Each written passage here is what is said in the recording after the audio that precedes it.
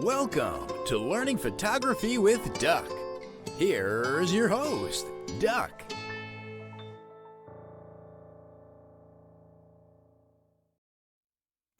Okay, here we go. Oop, and I got the, let's put the title up there, Lightroom edition. There we go. Welcome once again to another edition of Learn Photography with Duck. As always, I am your host, Duck. And just before starting the recording, I was talking with everybody about the recent competition that I judged for Milford Photo and the Milford Arts Council competition. And it was friggin' awesome. It was awesome. The images are still hanging, like I mentioned earlier. So if you're interested in seeing what people have submitted, you know, take a walk through. I don't know what their hours are for the Milford Arts Council, but you can just go to the website and check it out. But if you're in the area, take a walk through and see what people have submitted. Like I mentioned, it was a print competition. So in order to enter, you had to, submit a print. And I don't know if they had, any specific size restrictions. I don't think they did, because I actually saw this huge poster that somebody, printed out and they hung up. And the smallest one was like literally a 2x3, old black and white, looked like, circa 1940s, 1950s. That was pretty interesting to see entered into a competition. But anyway, I had a chance to, walk around and talk with some of the entrants, and the ones that came to, ask me to pick my brain were a lot of beginners. And as I was mentioning, it's hard being a beginner entering competitions, because you have to navigate that whole scenario on several different levels. One on the artist level, the photographer level, and the other one as somebody who's new as far as, we lost Christina. Okay. As far as learning how to navigate the whole competition scene, which is, totally different realm than anything, people are used to. When it comes to competition, and those of you who are in camera clubs that hold regular competitions, some of this will probably, ring true with you. The mentality behind what you submit for competition is completely different than what you would consider, for a regular photograph. There are certain elements that when you think about what creates a good photograph, when you're just photographing for yourself, you don't really put too much thought into it. It's just, just, this is pretty, this appeals to me, I'm going to photograph it, I'm going to take it back, I'm going to edit it the way I feel looks good. And then you come up with a finished piece that, you post it on social media and everybody goes, awesome job, great job, love it, okay? But if you take that same image and you throw it into competition, a lot of the judges are going to dismiss it because it doesn't meet the requirements of a competition. Competition raises the bar to a higher level. And I kind of read the dismay in people's faces as I was talking, because to be honest, there were a lot of entries there. Oh, she's back. There were a lot of entries there that were really, really great pictures. They really were. They were technically good. They were edited well. They had, great color harmony. but they failed to score high because they just weren't ready for competition level. And I thought it was interesting to see that juxtaposition. When you're looking at a full body of work that needs to be judged. But anyway, I have a curiosity question. sure. When you were judging, did you, in the photographs that were presented, are they turning to metal but no frames now, or are they still using paper photos with frames? To be honest, I saw all paper prints except one, which was a canvas print. No metal. I did not see any metal. I did not see any acrylics. Nothing metal. Oh, wait a minute. No. There were a couple up high that I think may have been acrylic prints. All right. Curiosity, because I'm favoring metal and ceramic now, but I only have two in the last year. Right. So obviously, what you submit is going to be dependent on what the judging panel or the organization selects as what is qualifiable for entry. They may say strictly paper prints, or they may say, whatever you want to print on, we'll take it. It's okay with us. So obviously check what their criteria are with the governing body. I know for like a lot of the camera clubs, they have very particular requirements. All right. One of the things that camera clubs do kind of frown on are the acrylic prints, because they reflect way too much light back, and it's difficult to see sometimes under their lighting conditions. If there are no restrictions, what I would suggest, and this is just my personal take on it, print on what appeals to you. Because when you get that print back, you'll probably want to hang it up in your space anyway. So might as well get something that you enjoy and are, willing to put the money into to enjoy after the competition, hanging on your wall, rather than. We don't want that if we are in the last place. No,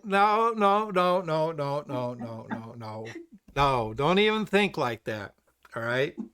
Because ultimately, it doesn't matter what any of the judges say. It doesn't matter whether you placed or did not place. If you like what you produced and it brings out an emotion in you, by all means, put it into your own personal private gallery on your walls. I have photos in my house that they're not the greatest. They're not award winners, but I like them. There's an emotional connection that I made at the time when I took those photos that I just, every time I look at them, it pulls me back to that moment. And for me, that's more important than any award. All right. I've only entered 2 competitions.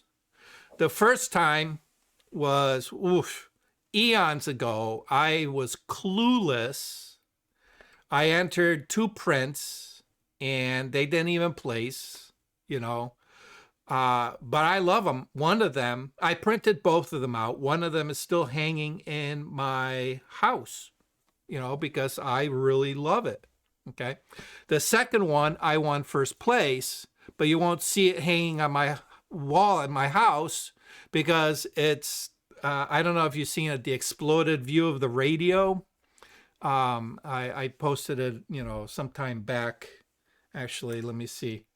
And that was for a competition under, commercial photography. So that's not going to go up on the wall. it got me the merits that I needed, and that was it, So, but anyway. All right. So today, I figure we'll talk a little bit about black and white conversion. I don't know when the last time we talked about black and white conversion here. It's been a while, I think. So I figure we'll revisit it. Before I get into the lesson, I just want to go over what's coming up here. All right. On the 6th, which is right around the corner, we're taking a trip to the New Britain Museum of Art. Bill's going to be joining us with his group of people. I got a bunch of people from the CTPPA. They're going to be there, and it's going to be a fun time.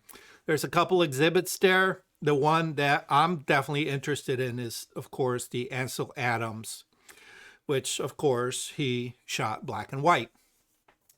So if you're interested, a Thursday, we're going to meet up at the museum about 5 o'clock. It's a $5 entry fee for us. Well, its general entry fee is $5 at that time. And, you're welcome to join us. And of course, after we walk through the Ansel Adams exhibit, we'll probably wander around the museum for a little bit and see what else they got going on there. The CTPPA 74th Annual Conference, as most of you know, has been delayed. It's been rescheduled for June 23rd through the 25th.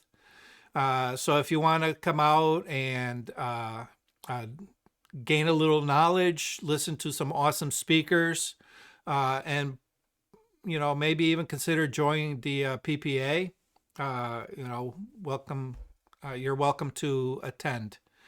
I've got a couple of things in the pipeline for when the weather warms up, so I'll be doing the photo walks.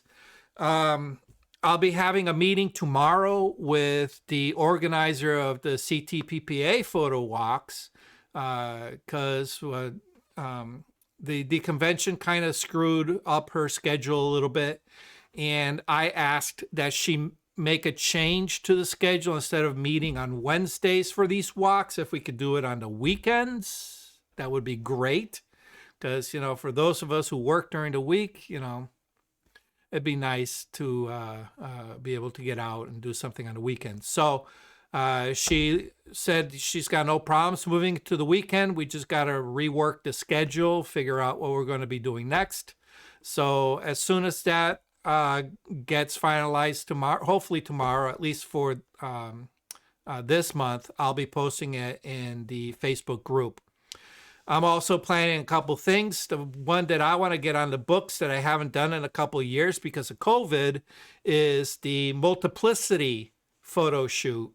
For those of you who do not know what a multiplicity shoot is where we come together as a group, but we split off into pairs. And you and your partner will work on creating a scene, and hopefully you'll plan ahead of what it is that you want to do. And what you do is you turn your camera over to your partner. So your partner's going to be using your camera, taking the photos with your camera of yourself in front of the camera in multiple locations. And the trick is to kind of create some kind of little story that you're telling where all the actors in the scene are you. And then in post-processing with a little bit of Photoshop magic, you create this nice little tableau of you in different poses interacting with yourself. And of course, you can get as creative as you want with costume changes, props, and all kinds of good stuff. All right. And then once you're done, then you reverse it, and then you become the photographer in helping your partner.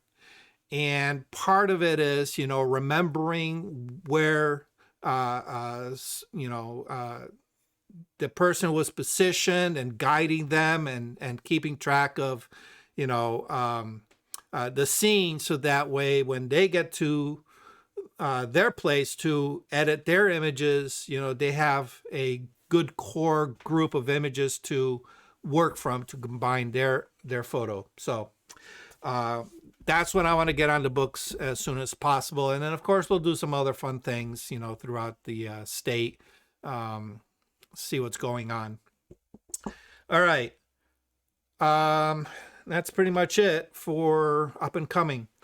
Any questions on anything Lightroom related before I get into the lesson? Anybody have any problems that they need addressed? No? Okay. All right. So let me go ahead and share screen, share. All right, and let's cross fingers and hope everything works, right? All right. Okay. So today we're going to talk about black and white conversion in Lightroom. Black and white conversion in Lightroom. All right, one of the things that you should know, or you should understand by now, is that when you photograph a scene and you look at the image on the back of your camera, or if you open it up in Photoshop or Lightroom, you're looking at a color photograph. But that photograph is created with 3 black and white images, or black and gray, however you want to call it. All right. One represents the red channel, one represents a green channel, and one represents the blue channel. And it's the math between matching pixels, the difference between matching pixels, that creates what color it represents. Okay? And one of the things that is hard to understand is how these colors relate, in real life. Of course, when you're young and you get introduced to art and you get introduced to color theory, the first thing they teach you is, if you take a little bit of red paint and you take a little bit of blue paint, you get purple. If you take blue and yellow, you get green. All right. Well, that is a subtractive color that works very, very well with pigments. And even that is a very simplified version. All right. With anybody who's got any kind of training in art will tell you that yellow and blue do not make green. All right. And that's an inside joke. We'll leave that for some other time. When it comes to photography, or in this case, digital photography, we're working with an additive method where we are adding light in different intensities on different wavelengths to kind of trick the eye into seeing some kind of color. All right. So our screens have LEDs that are color-coded red, green, and blue. All right. And the combination and intensities of those 3 will give us a spectrum of colors. All right. Now, one of the things that happens is that if we look at a color chart, all right, so let's take a look at that far one over in the upper right where it says RGB CMY. If we look at that, we'll notice that the middle line right here, okay, This represents what's called a true tone color, all right, or the hue. All right, so this is the hue. All right, and anything above that gets lighter. All right, so lighter or less saturated. All right, so the colors become a little bit more muted. The more light you add to it, the more washed out it looks, the less saturated it becomes.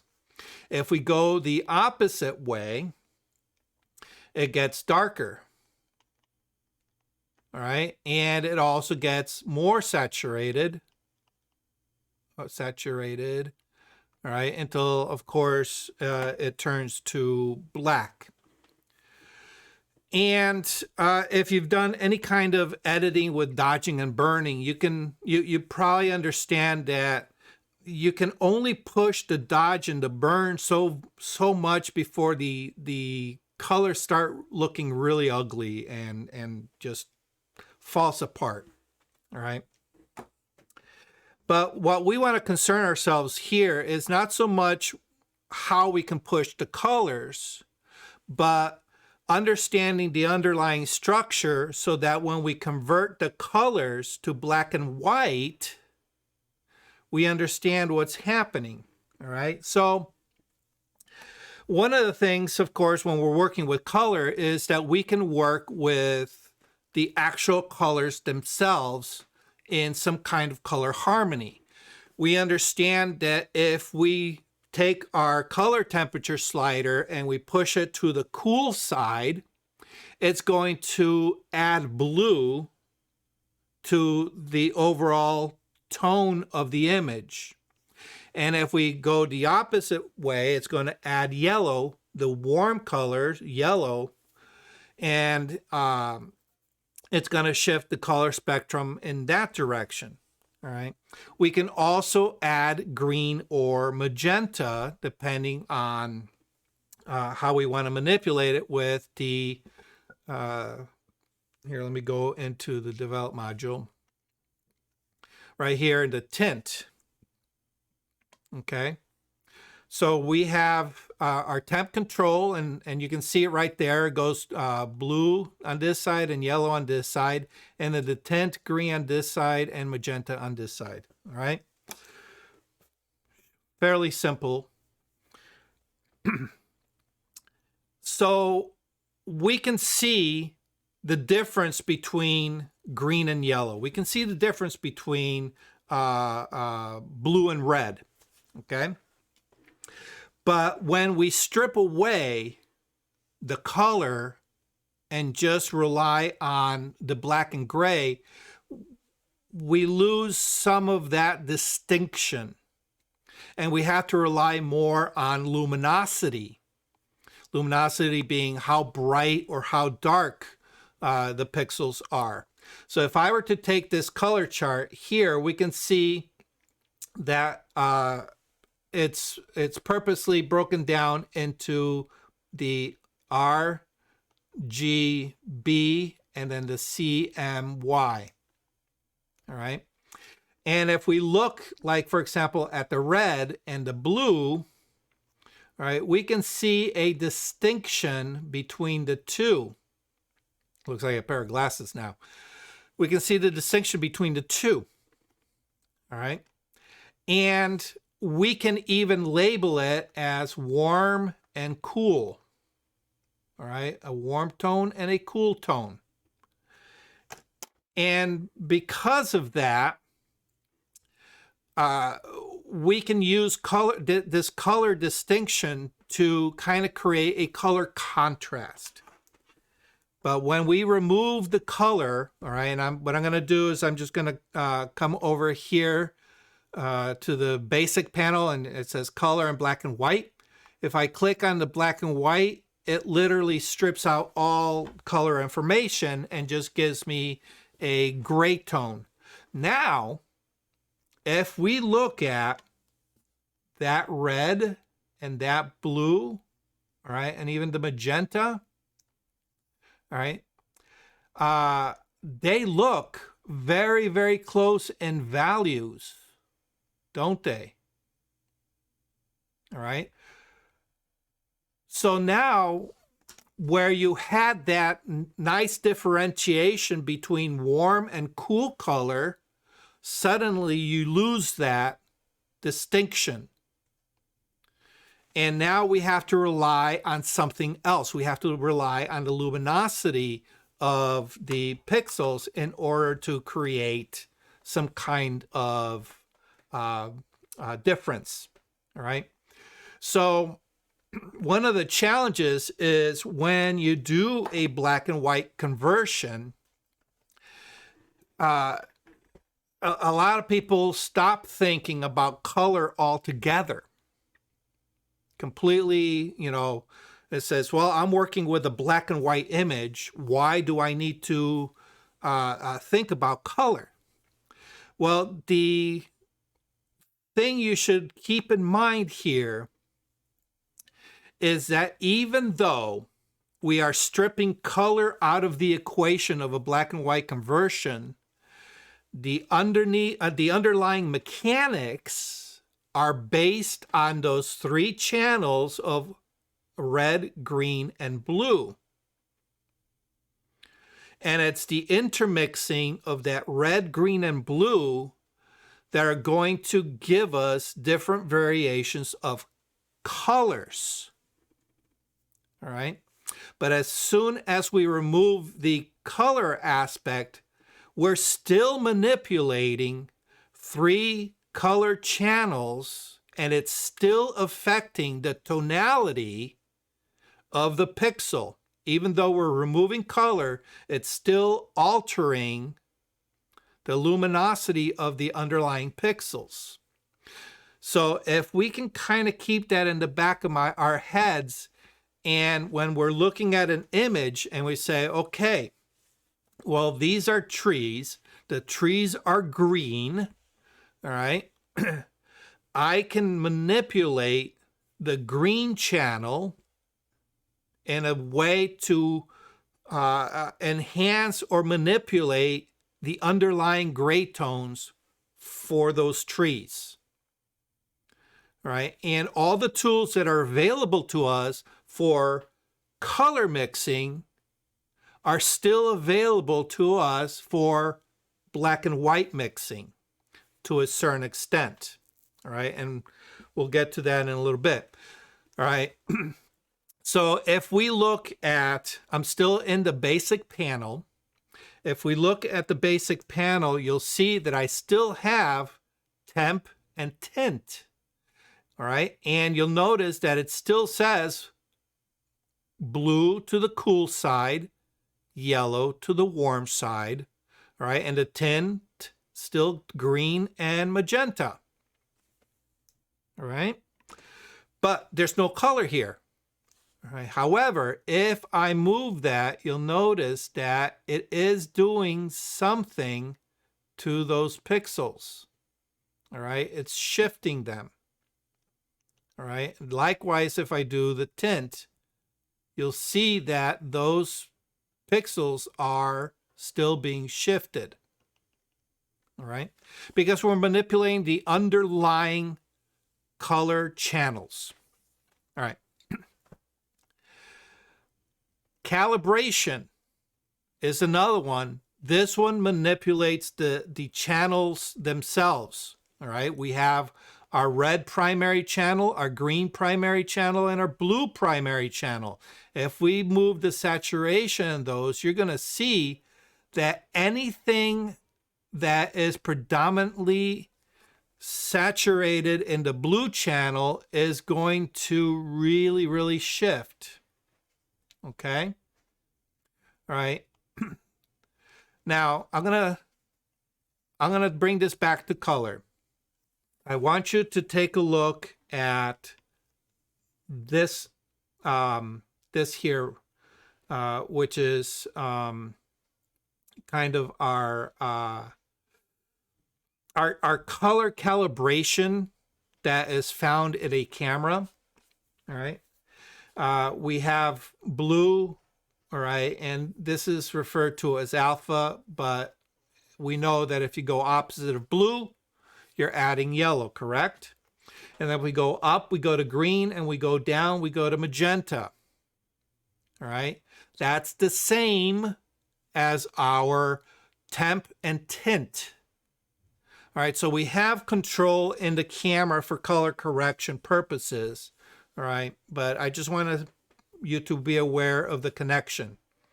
All right, if I move my temp to the blue side, okay, you notice how everything gets this kind of like a blue cast.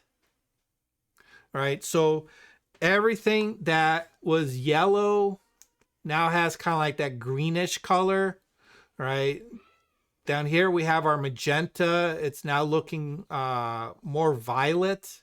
Right, and of course this is blue, so that's going to stay blue. And this is cyan, which is going to shift a little bit more, you know, to the blue side. All right. Let me return my color temperature. All right, so keep an eye on that target.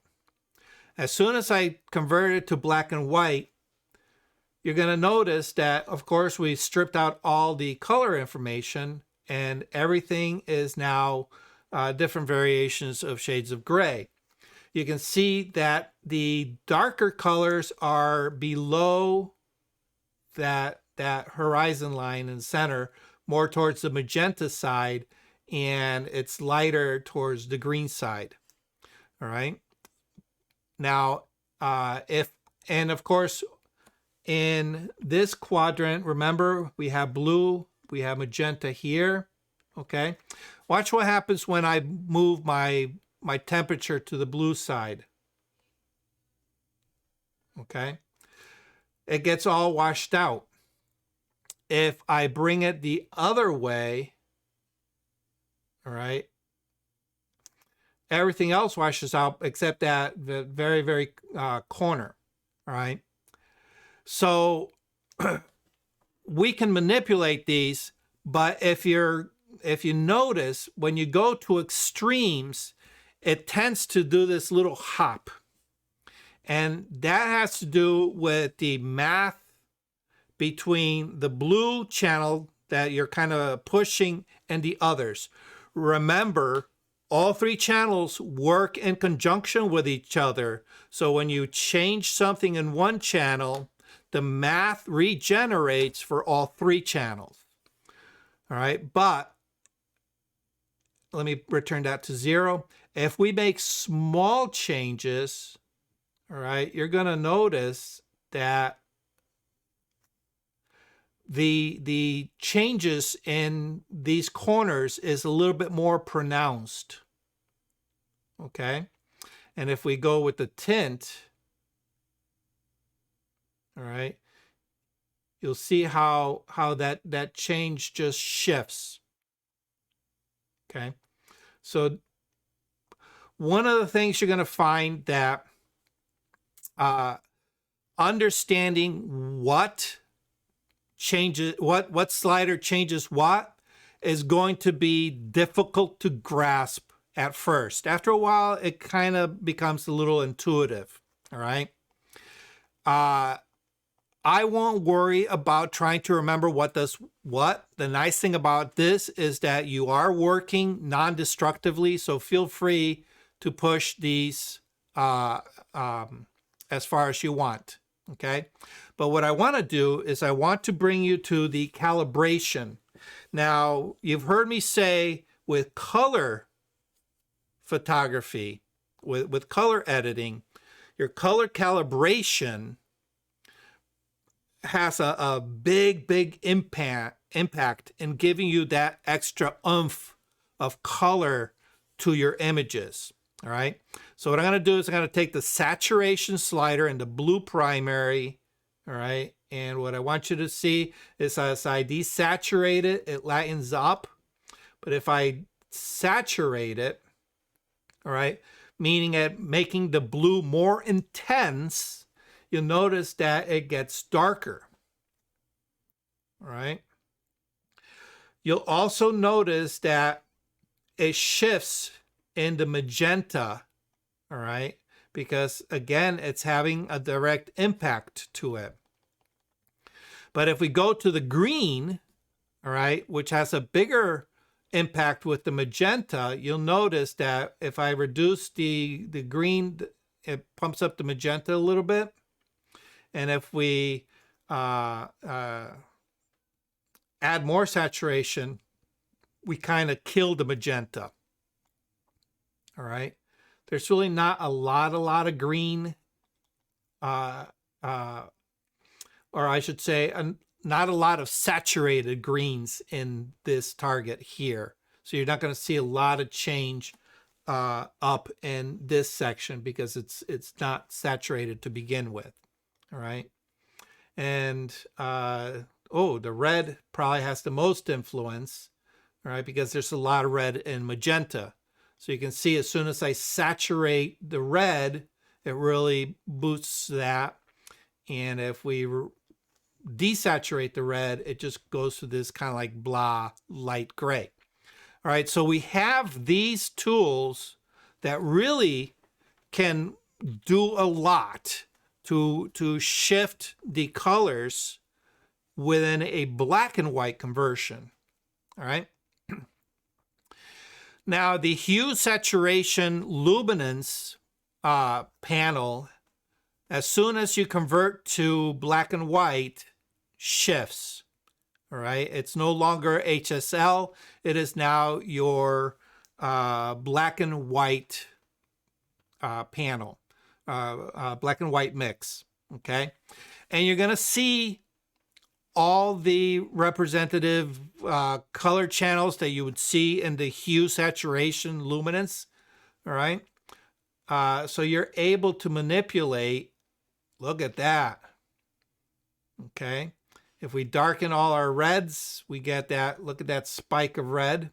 All right. And of course, if we lighten it up, it just washes out. All right.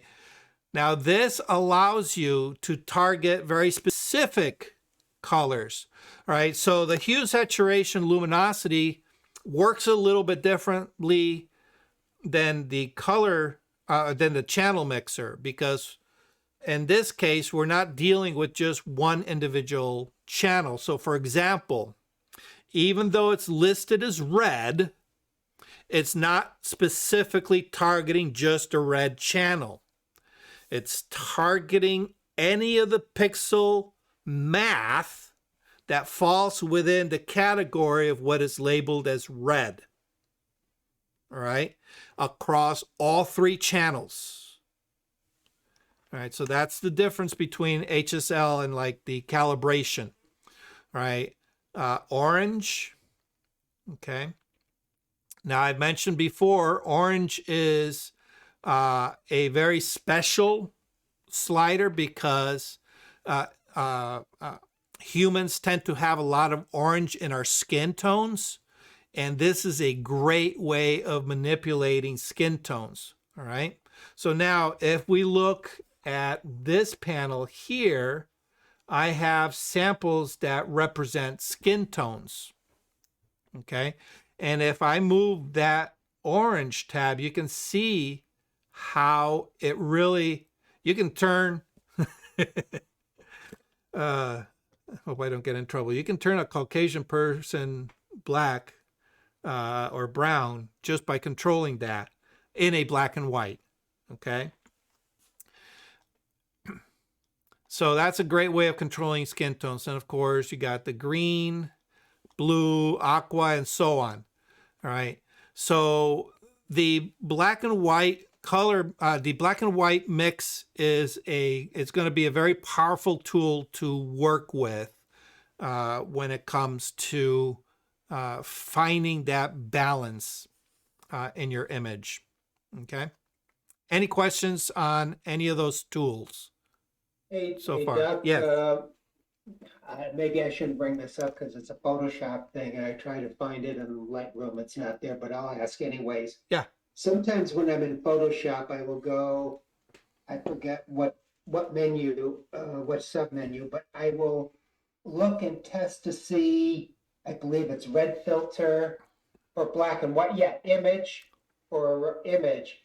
I'll play with lighter, darker, blue image, red image, and whatever.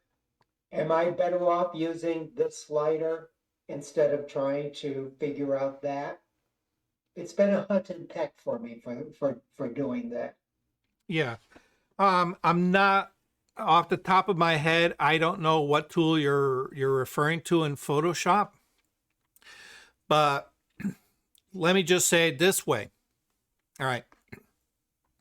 As you probably already know, not only in Photoshop, but also in Lightroom, there are multiple ways of doing something in Photoshop and get the same results. There's a lot of tools that do the same exact things. Okay.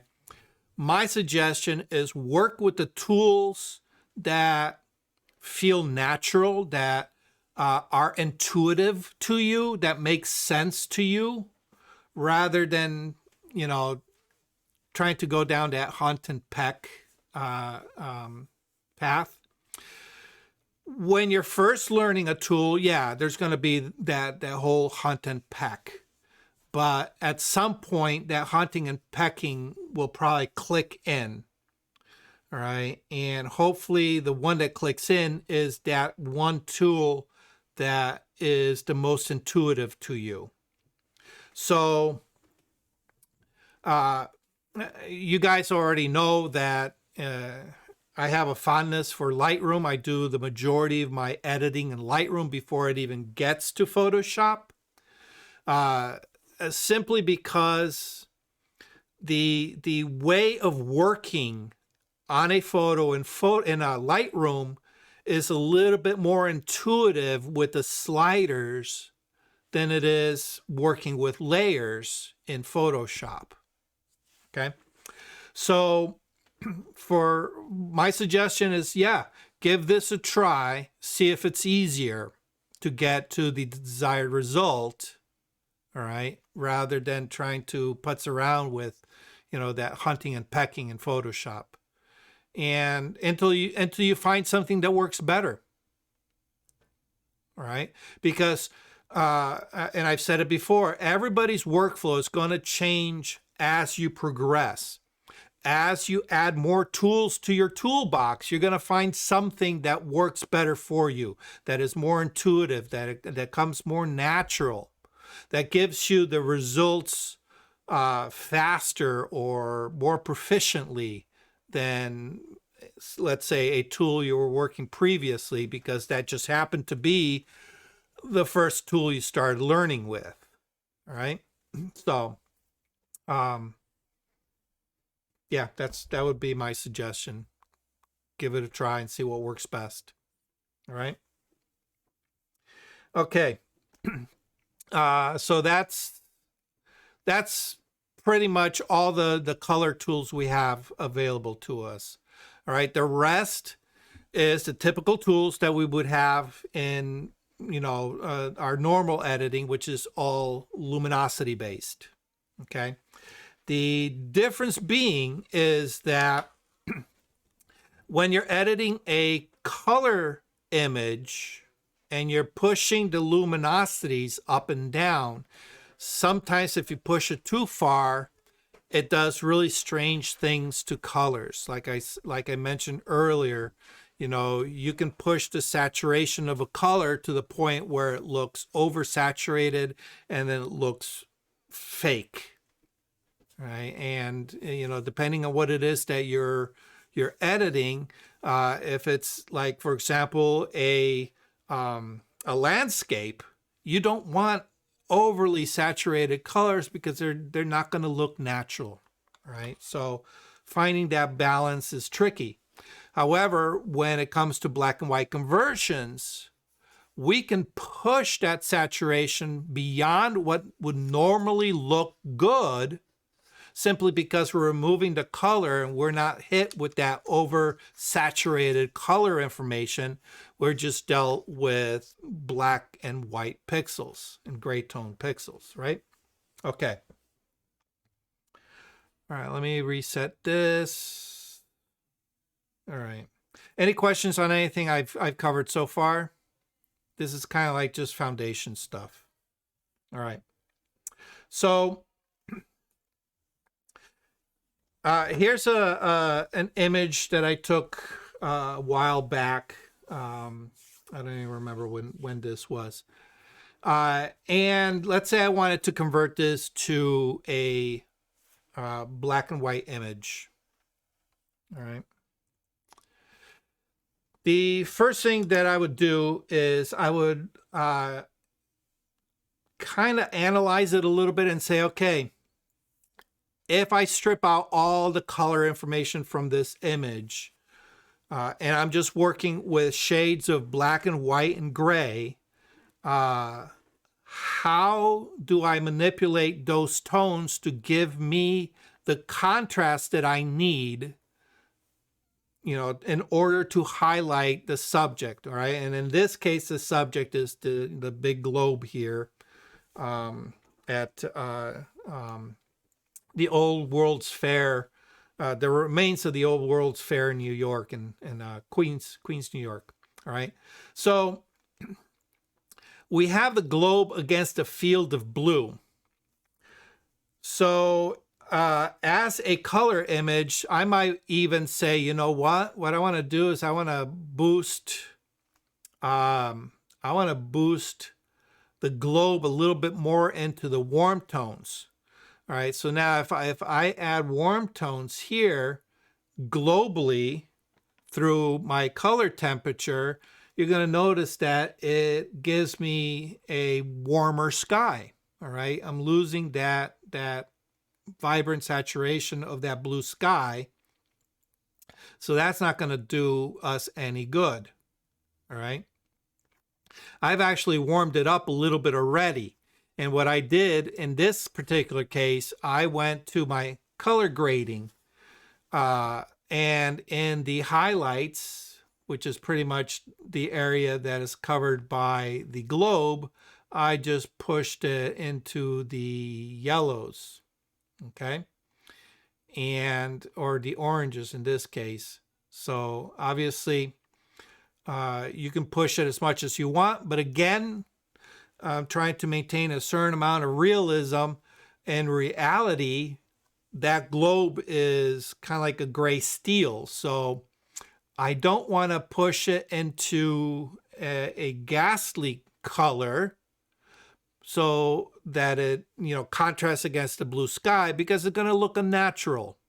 All right, it's going to look a color that it's not the reality. However, it is reflecting the sun, so it will pick up to a certain extent some warm colors. So I can introduce warm, make it look realistic, and get away with it. But if I push it too much, all right, then it goes beyond the realm of believability. Okay. All right, so give it a little warmth. All right.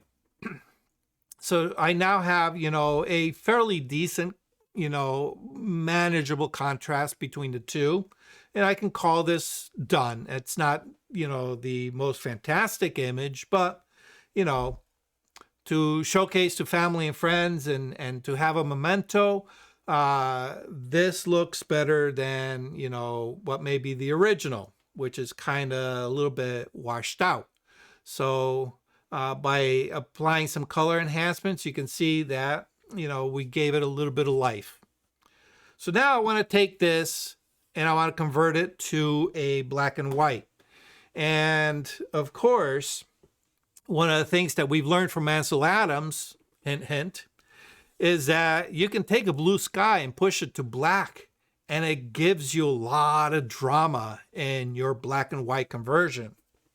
All right, and that's exactly kind of what I did.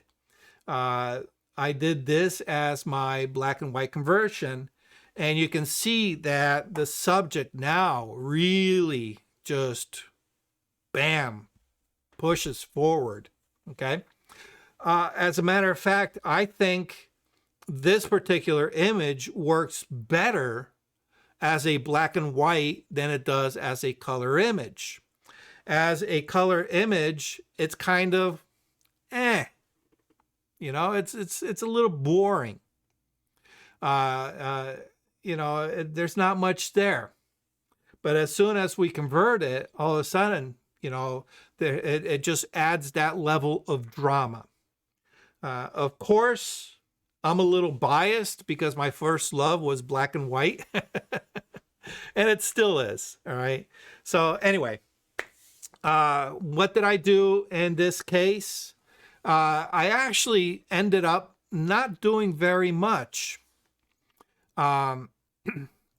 If we compare, this is my the color edit. If we look at the tonal values here, the highlights was really reduced. The white values were really reduced because this was like super reflective. And to be honest, I think I even missed the exposure on this one. It was a little bit, you know, a little bit too hot. Okay. But I was able to recover it. I opened up my shadows quite a bit, you know, and then pulled back on my blacks just to give me that contrast and not completely losing all my shadows. All right. And then, you know, add a little texture, add a little clarity, and push the vibrance. Okay. All right. Vibrance and saturation, just to give you a quick overview again. Saturation will take pretty much all the colors that are in your image and boost the saturation of that color. So what happens if something is already, you know, pretty well saturated, it's just going to really turn it into like a hot mess. All right. So for example, if I take my saturation and I just bring it up, okay, you can see that what little yellow was in that I added into the globe, we can really see it now. But right along the base, right here, all right, you can see how it really added yellow. The towers here, the building here, which, you know, was cement and reflecting the sun, and also picked up the yellow that I added into the highlights, it really brought that yellow saturation up.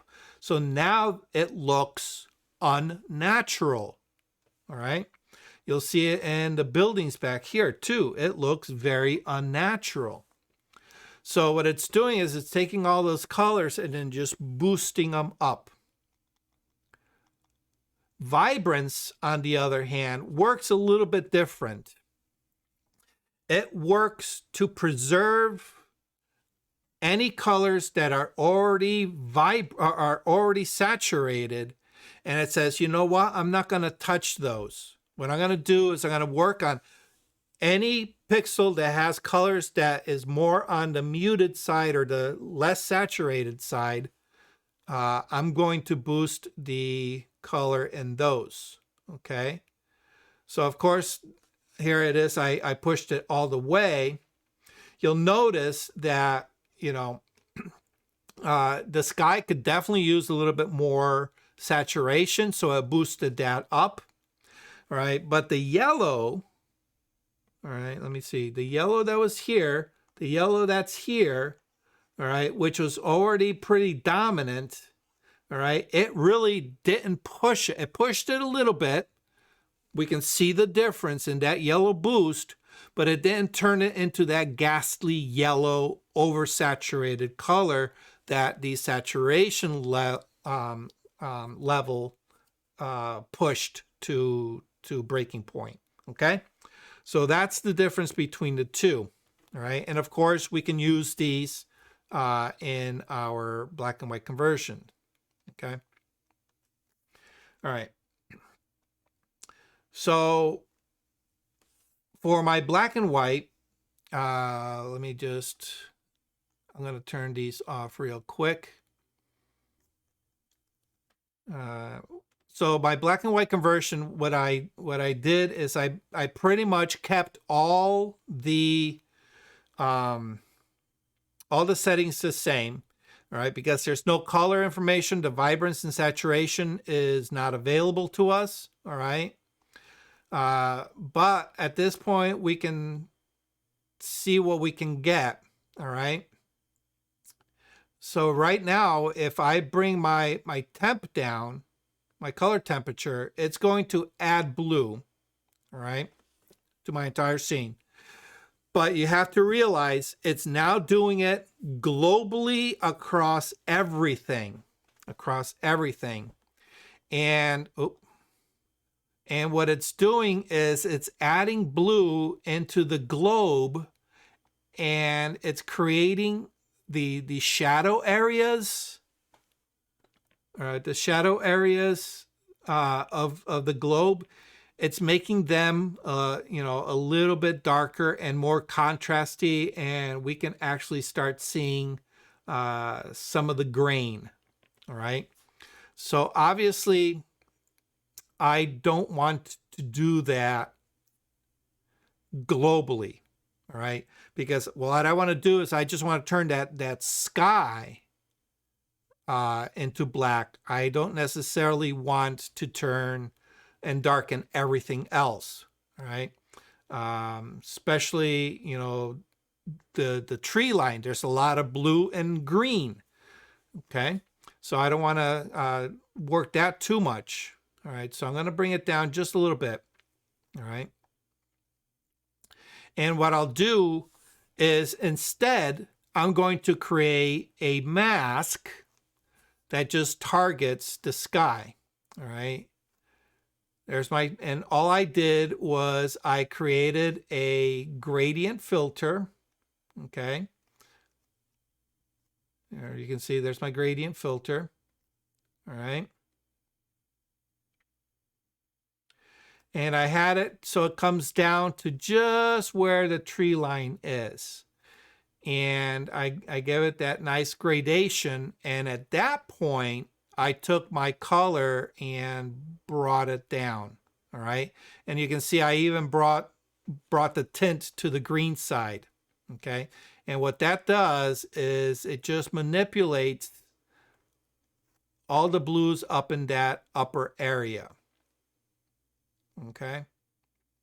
Now we're getting a little bit of manipulation in the globe above, but we can work on compensating that in a little bit. All right, so we applied a gradient, all right, and the gradient is to match the gradient that's already in the sky, because what we don't want is we don't want to get any fringing along the tree line, all right. And unfortunately, while the sky, the sky mask that Lightroom does, it does a decent job, but it's not quite there. And if you push the tones a little bit too much one way or the other, you got this kind of like ghost fringing effect border around the trees and things like that. So to avoid that, I build a gradient that kind of preserves the tonality down at the bottom where it meets the tree line, so it doesn't look awkward or off. Make sense? Okay. All right, so I've toned my sky. I've gotten that nice differentiation between the globe and the sky. And at this point, you know, I can take a look at it and say, okay, do we really have an issue with, you know, how dark that upper part of the globe is? All right. If it is, you know, we can see if we can, you know, somehow manipulate our tones globally to kind of compensate for that. All right. All right, the other thing I did is, of course, you've heard me mention this in the past.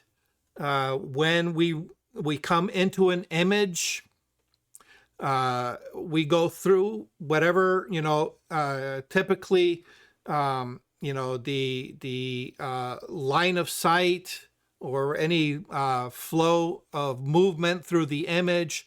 Any areas that are bright are going to come forward, dark's going to recede. We read left to right, top to bottom. And of course, anything within the picture frame itself, we want to stay inside. We don't want anything that pulls our eye out of the frame. So right now we're coming in, we're seeing the, we come in, we see this is the brightest part of our image. Then we explore here, all right? And then we notice that this is brighter than this part here. So our eye tends to go down and it's gonna come and continue down and out. So I want something that stops the eye and forces it back up, all right? And to do that, I do what I call my ground burn, all right? And all that is another graduated filter that just comes from the bottom, goes up. And at this point, I'm just manipulating my exposure, and I brought the shadow tones, as you can see, literally all the way to -100. I mean, I'm pulling those dark tones down because, let me see, let me turn this off for a second. You'll notice that the majority of the tonality on the road and the water, that's actually a water fountain that surrounds the globe. The fountain's not on at this time, but it's all cement. It's all very light to middle gray in that whole area. Okay, so what I want to do is I want to take those middle grays and bring them down into my dark grays, not quite black. All right, I don't want to really match. I don't want to turn black. I want to kind of sort of balance what is above it in our sky. So you can see that I really pulled down on those dark tones to kind of give me that bookend. Okay. So now our eye comes in, hangs out here, travels here, maybe goes here. It can't go down, right? Because there's nothing here to pull the eye. All our light is now within, this area here. Right? Make sense? Okay. So I now have controlled where people are going to look. All right. And then the last thing I did is I said, well, you know, I do have these buildings here that are kind of peeking through. They're a little on the bright side. And because they're so close to the globe, what I'm going to do is I'm just going to darken them down so they don't compete as much. And then for that, I just applied a brush mask, and I painted in along those. I took a circular and I modified it with the brush. Okay, so circular gradient, and where it overflowed, I just kind of took a brush and removed it. All right. So there's my gradient. Let me show the overlay. All right. And then the brush, there's where I removed from the gradient. Okay. And that just burns down those buildings in the background so they're not in your face bright. And that is my very simple, just 3 quick little masks color conversion for this particular image. All right. Any questions on this? Okay. Doc, would you take out the buildings entirely with it? I guess that would be a repair spot. Yeah, you know what? two schools of thought on that. Yeah. Yeah, you could actually take So some of the right next trees. to it, on the other side of the globe, Yep. You fill that can, in. yeah, you can take the trees and kind of like extend it across. That would absolutely work. That would be something that you would need to go into Photoshop for. I wouldn't trust Lightroom to do it. But the other thought is, well, this is by all, intents and purposes, this is a historical landmark location. Do I really want to start removing buildings that are historically there? Good point. All right. So that was my thought. And it says, well, I don't want to, especially like the arena and the flying saucers in the background. Those feature very prominently for this particular park. So removing them, I think, would have taken away from the overall image.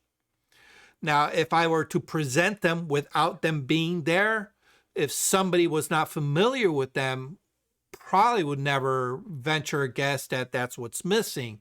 But anybody who knows the location would notice that it's missing, and then I might get flack for removing the historical buildings, right?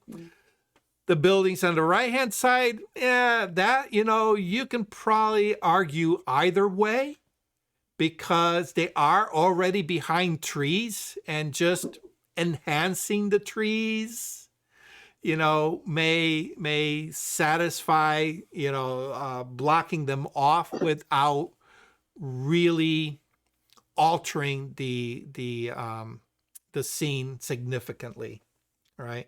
But for this particular case, obviously I want to keep it within the realm of Lightroom. I didn't want to, port out to Photoshop. So I said, let's just burn it down. So it's kind of like there, but out of sight a little bit. Okay. So this is a fairly easy black and white conversion. All right. Because it's already taking something that already has a lot of contrast between the elements, okay, between the globe and the sky. All right, so we have, plenty of contrast there to manipulate. All right, okay.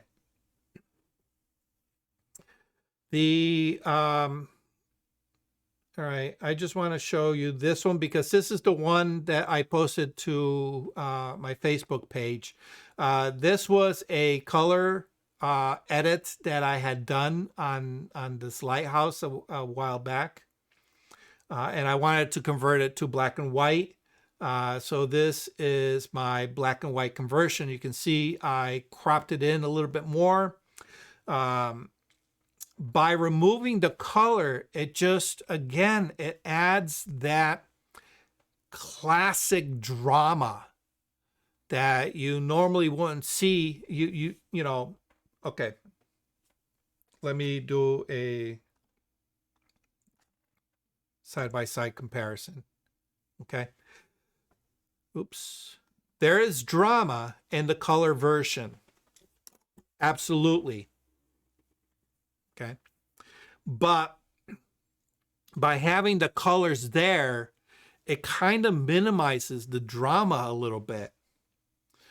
Whereas with the black and white conversion, we're limiting the viewer to look at texture rather than the other one, which is texture and color. Right, which now if I were to just push the texture on the color one, it's going to start looking a little bit unnatural. All right, some people like that look, some people don't. It's personal choice. But I think, with black and white, you can get away with adding a little bit more drama simply because just by removing the color, the act of removing color already speaks volumes about intent to present something other than what is naturally seen. So that kind of gives you a little bit more license to kind of push that edge a little bit further with, you know, the texture and the drama and the lighting that you might be more hesitant to do with a color image. Hopefully that makes sense. Of course, everybody has a different, you know, outlook to it, and you might say, Duck, you're full of shit. You know, I don't believe any of that. You know, push that color image more. Personal choice. Okay. All right. Let's get into some of the how-tos, right? Because right now I've just been kind of explaining what tools I used and where I used them. Let's now show how to use these tools. All right. Any questions to this point, though? Yeah, photo taking. Beautiful building. This is I don't know if it's still there. This was called Cadillac Joe's in like Guilford, North Guilford area, somewhere in that area. And it has an interesting history. I believe he was an Italian immigrant, and he started constructing this house himself by hand. You know, dragging the stones in, the mortar, the whole 9 yards. But he was never able to finish it. He started, I think, when he was like in his 50s, and he worked on it for a couple of decades, all by hand, all by himself, maybe with some help of some of his family members, but he never got to see it completed. He ended up passing away, and, you know, and then it just kind of went into disrepair. Nobody wanted to do anything with the property, and I haven't been there in a while, so I don't know if the building is still there. But when I visited, this was 2015. This was the condition. The reason it's called Cadillac Joe's Place, because underneath in the garage and just outside, off site, out of view from this image down in this area, were a couple of like really old 1970s Cadillacs. Really bad condition, but they were just kind of like sitting there. Anyway, I saw it in passing. I had my camera with me. I decided, you know what? I'm going to take some photos. I was only there for maybe like half an hour. I didn't get very many photos. Walked around the inside a little bit, you know. Obviously, there were no trespassing signs. But, you know, obviously, the way I understand it, somebody's got to own the property, you know. Even though there may not be no trespassing signs, I tend to be a little bit cautious about it. So I didn't spend a lot of time, got some photos. And, oops.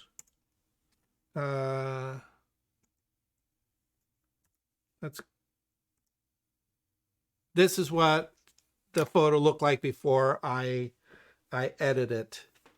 All right. So you can see, again, a winter day, very, very overcast sky.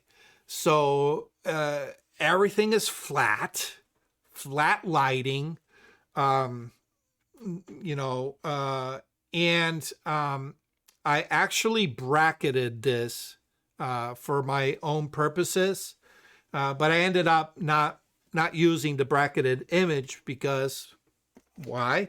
I'm shooting raw, and Lightroom is awesome.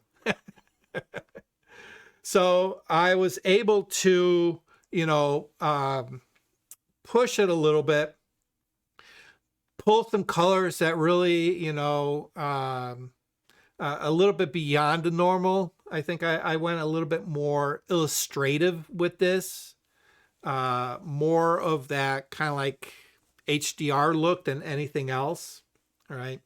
And of course, one of the hardest things is finding that balance between sky and roof line so that we have a definition there, without it getting lost. And you can see that in this corner here, that roof line kind of gets lost. It blends in right there. So I wasn't too crazy about what I did with this particular image. But I said, you know what? We've all been there. We've been in a situation where it's bad lighting. It's not necessarily the most interesting scene, but we have a personal connection to it. There's a story that we want to preserve. So I said, yeah, you know what? Let me see if I can, do a black and white conversion. All right. And this is what I came up with. All right. And yeah, it's still not a great photo, but it's a little bit more interesting than that kind of really. Here we go, side by side. I think the black and white looks more interesting than the color version. And of course, it's just my opinion, but I think, the color version, I'm trying to pull a lot of the color out of the stone to make it interesting, but the grout lines of the cement just didn't do anything for me. The cement grout lines are very, very light, in and amongst all the rocks, that it just kind of gave it this patchwork quilt. Yeah, some people may find it interesting. Me personally, I wasn't too crazy about this. All right. So I decided, you know what? Let me just do a black and white conversion on this. All right. I'm going to show you what I did, and then I will just pick a few of these to kind of illustrate how I tackled it.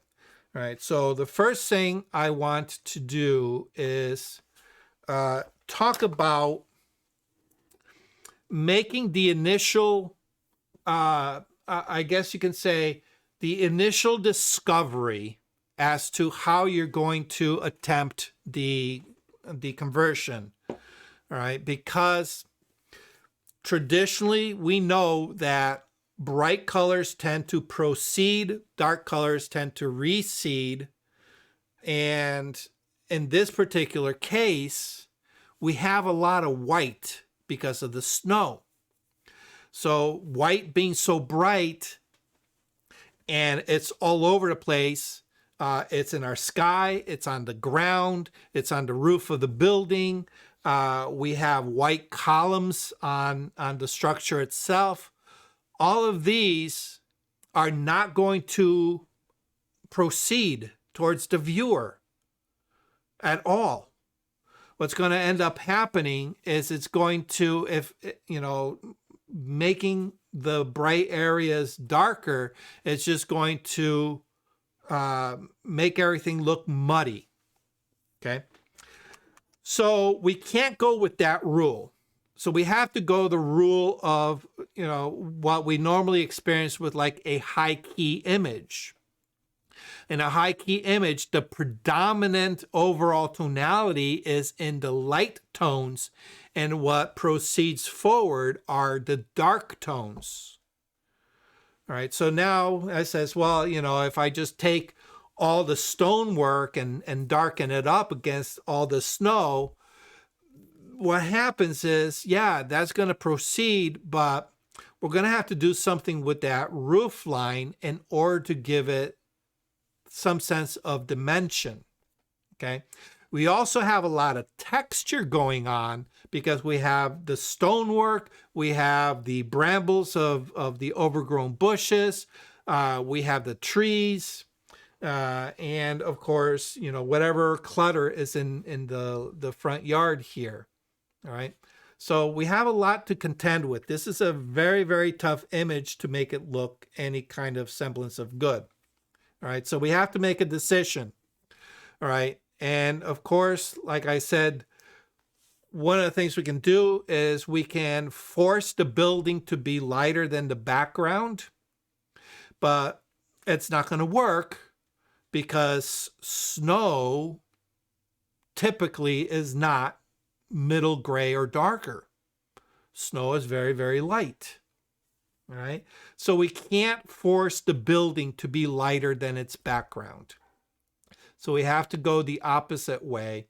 We have to make the background lighter than the building. And the balance is going to be along the top of the roof line. We want to create some kind of separation, all right? And typically, what we want to see is a separation of dark against light, against dark, against light, against dark, all right, which allows us to maintain a certain amount of contrast along the edges. So in this case, as we travel upward, ideally what would be nice is to make the building dark, all right, because by default it's already darker than our roof, and the roof light. Okay, but now if the if the roof and the sky are the same tone, then that just travels all the way through. So if we make the sky darker, then of course we'll have light against dark, but we already saw how nasty that looks. All right, so we got to go lighter than.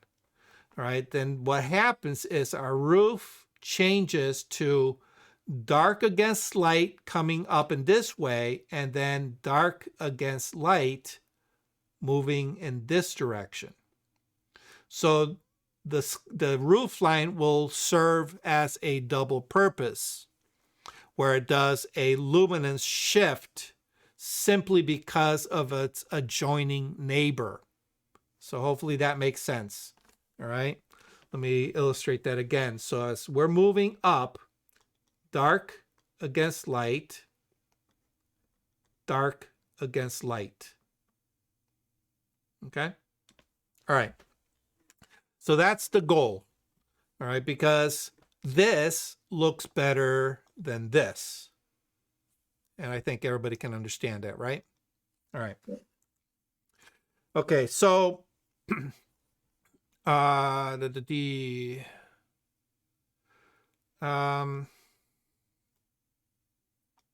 me go ahead and turn all of these off.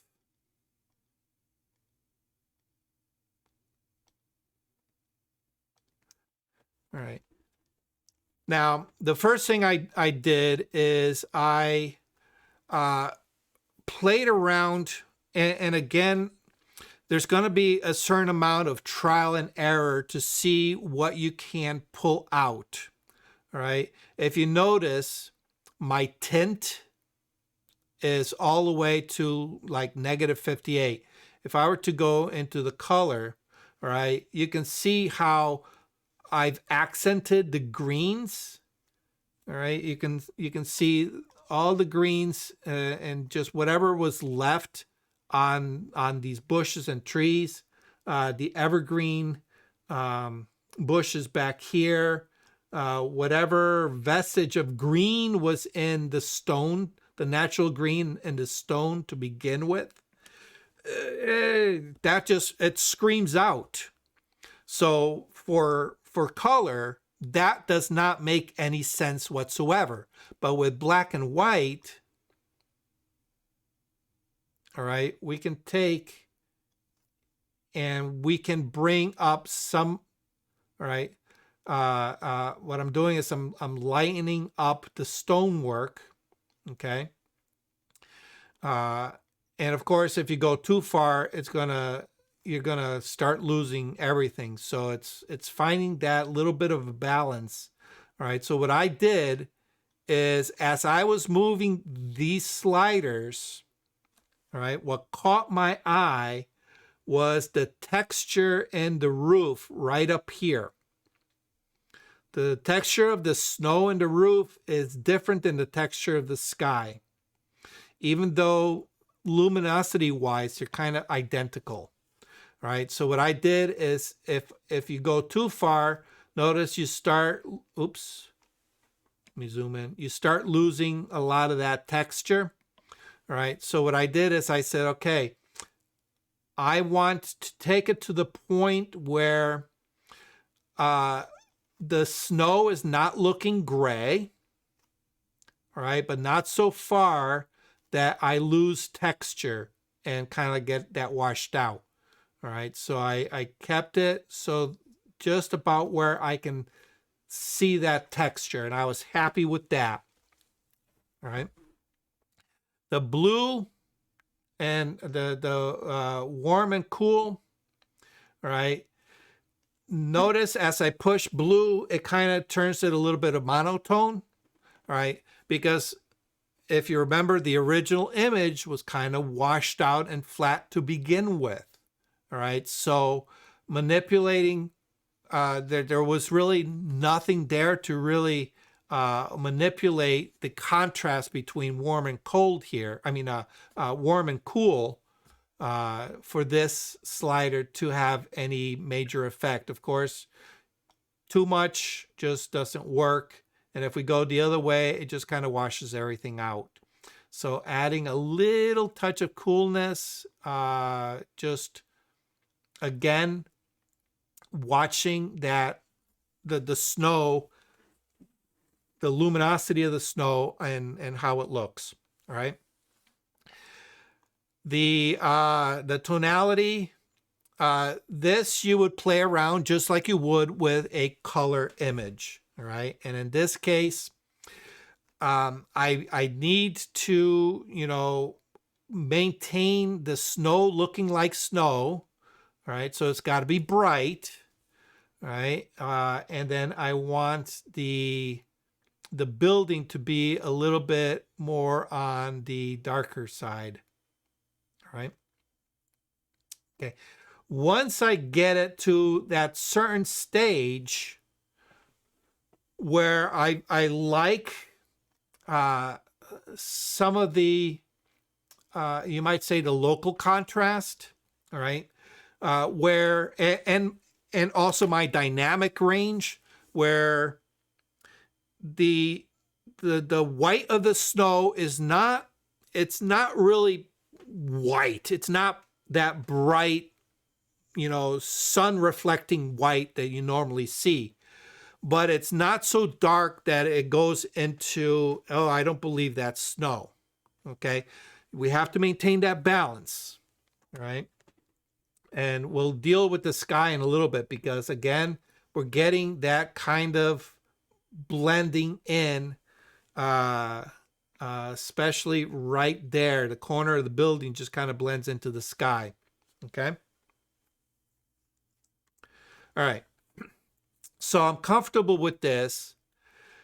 The problem is that we now have a global overall sameness with the texture. All right. So now it's time to go locally. All right. The first thing, and of course, we do this with our local adjustments and masking.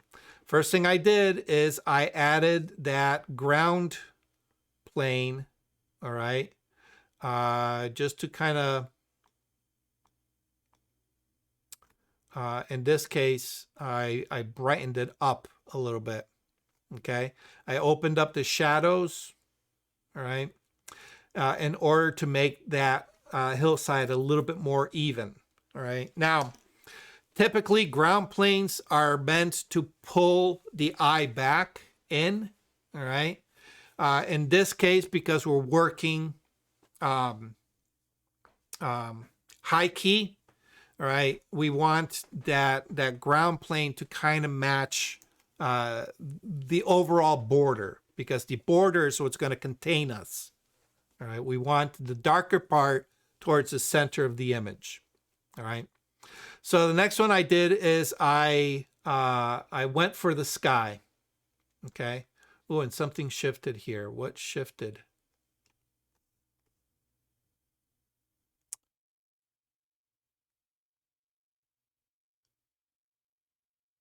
What shifted? My sky shifted. Or no, my brush? Something, oh, my brush shifted. All right, hold on 1 second. I don't know why it shifted. There we go. And this brush shifted. Wow. Come on, where are you?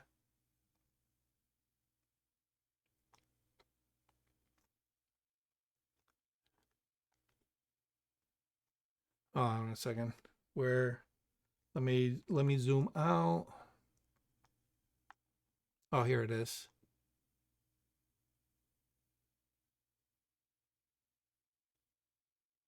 Okay.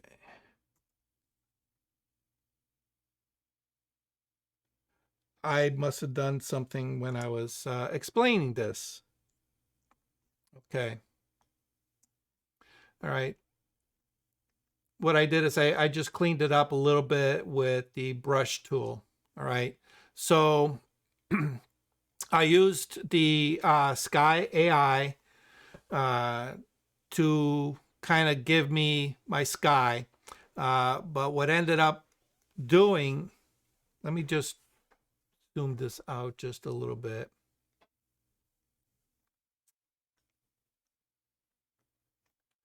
All right.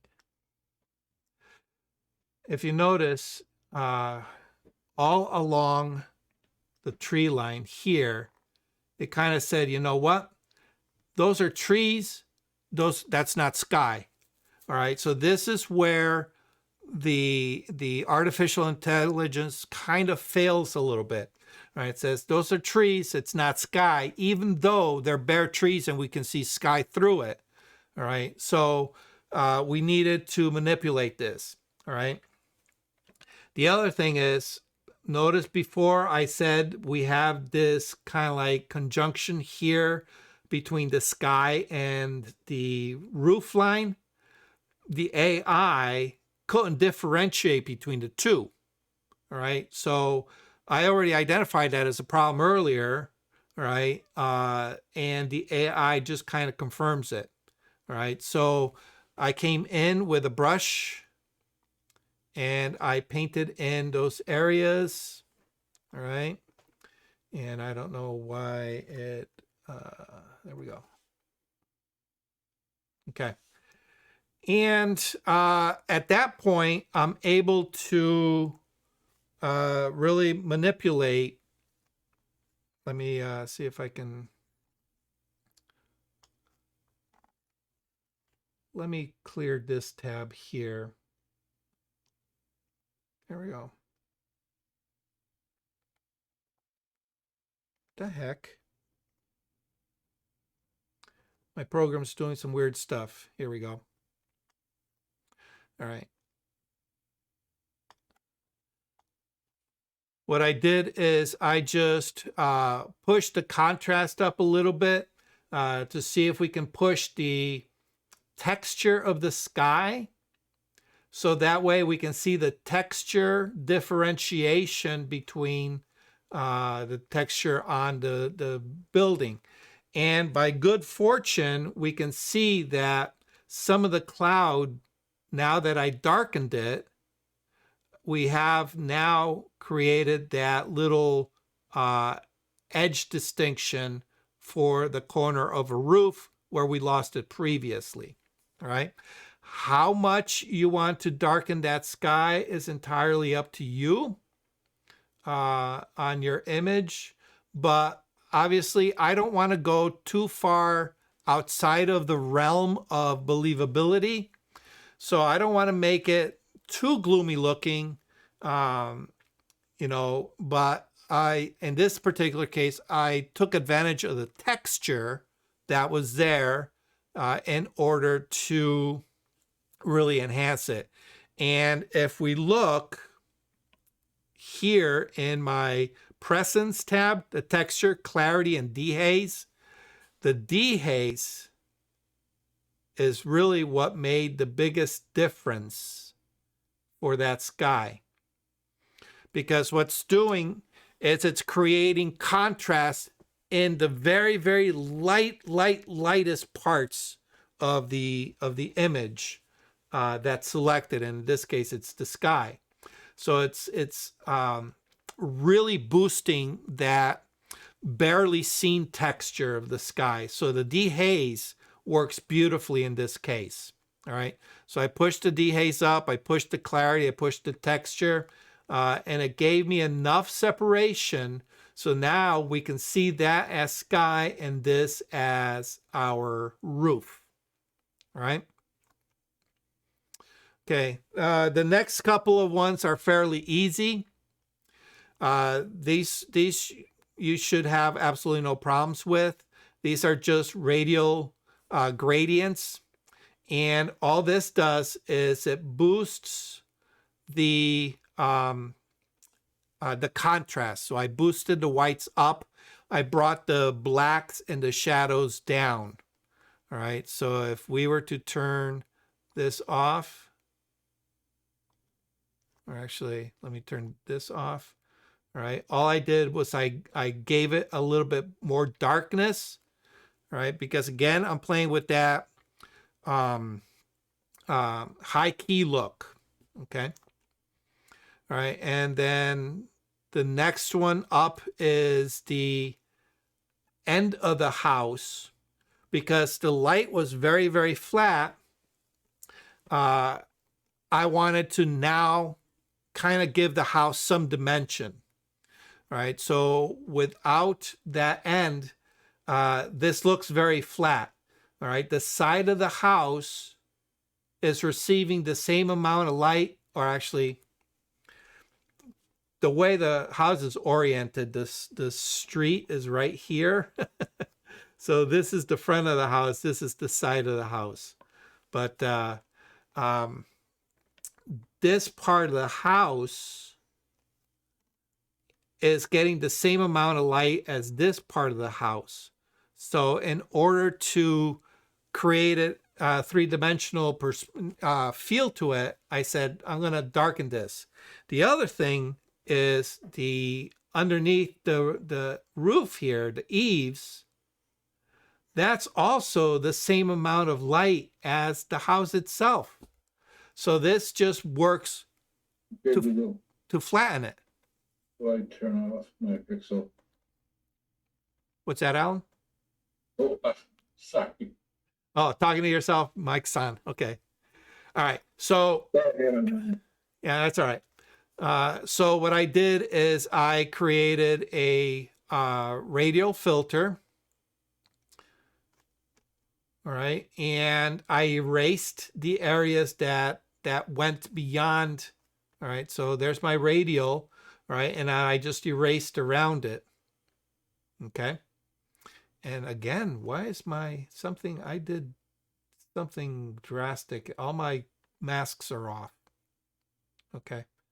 All right. And I just removed what wasn't needed to keep that radial filter. All right. And I just darkened it. And now it looks like that the direction of the light is coming in this way, and it's throwing this part here in shadow. Okay? That's all that does. Working again with light, we have a lot of texture going on here that we need to control. So again, an easy fix, radial filter, bring it in, place it right over the bush, right? And I don't want to give too hard an edge. I want the transition to be very, very smooth and natural. So I brought my transition edge inwards from the outer edge, all right? So the outer, let me turn that on. The outer edge is the size of that bush that I want to tone down. But the inner transition, all right, I really brought it in because I want it to really soften off as it goes outward, okay? And all I did was I deepened my shadows, all right? Again, we're working with trying to create a sense of depth here. So I want the bush to kind of push forward against all this lightness behind it. So I'm going to make the bush darker than everything behind it. So I brought my blacks down, I brought my shadows up, but while still maintaining that contrast of the twigs, all right? The twigs were in midtones, so I took and I pulled away from the midtones by using my highlights and my whites to pull that midtone towards the brighter part. I did not use exposure because exposure would have affected what I did with the blacks and the shadows. And we've covered that in the past. Okay. Next, I revisited the sky. I gave it a little bit of a linear gradient. All right. I reduced the contrast because I felt it was a little bit too contrasty. Now, I could have gone back, but I don't want to undo what I did because it was already looking good. And I don't really want to affect this part because that corrected it really, really nicely. Okay. All right. But I do want to affect everything else. All right. So in this case, I lightened it up. I lightened the sky up a little bit more. Okay. But let me reset this. Reset tones. Okay. I needed to lighten up the sky a little bit at the top. All right. Because again, we're going for the a very bright background. Right. And I also wanted to tone down those trees. All right. So by bringing my exposure up a little bit, contrast, that's, I figure if we get rid of the contrast, it kind of washes it out a little bit, turns a little bit more gray. All right. So we're going to go up a little bit on our highlights, up a little bit on our whites. Again, watching what you do because I don't want to burn out my sky. I don't want to go completely white, altogether. As it is, we're pushing it.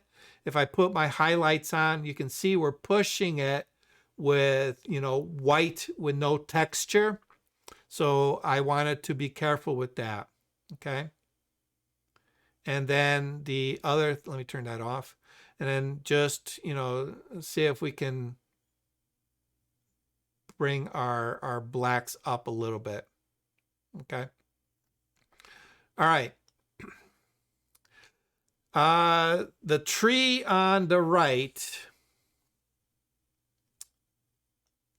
this tree here, okay, it kind of blends in, and it's affected a little bit by our sky.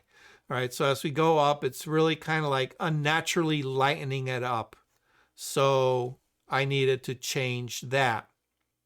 All right, let me bring this back out. The trees, right? So I darkened it up, and I just used a gradient filter coming in on that kind of like that corner there, just to hit that little tree. Bring the shadows down. It kind of darkens it. See, it just takes it from that not quite mid-tone value.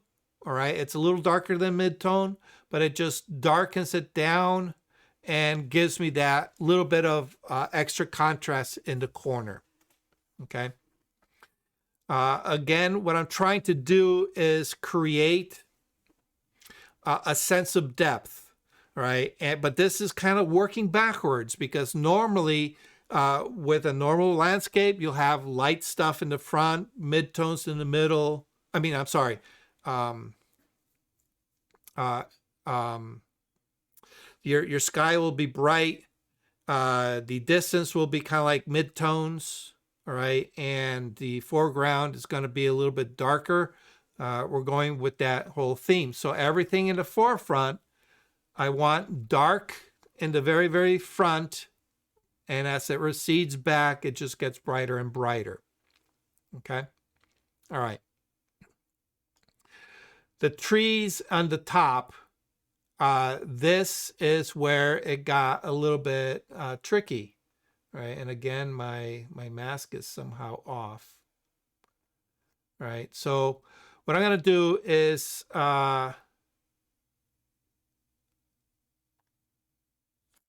let me delete this, delete tree center, and I will redo that part.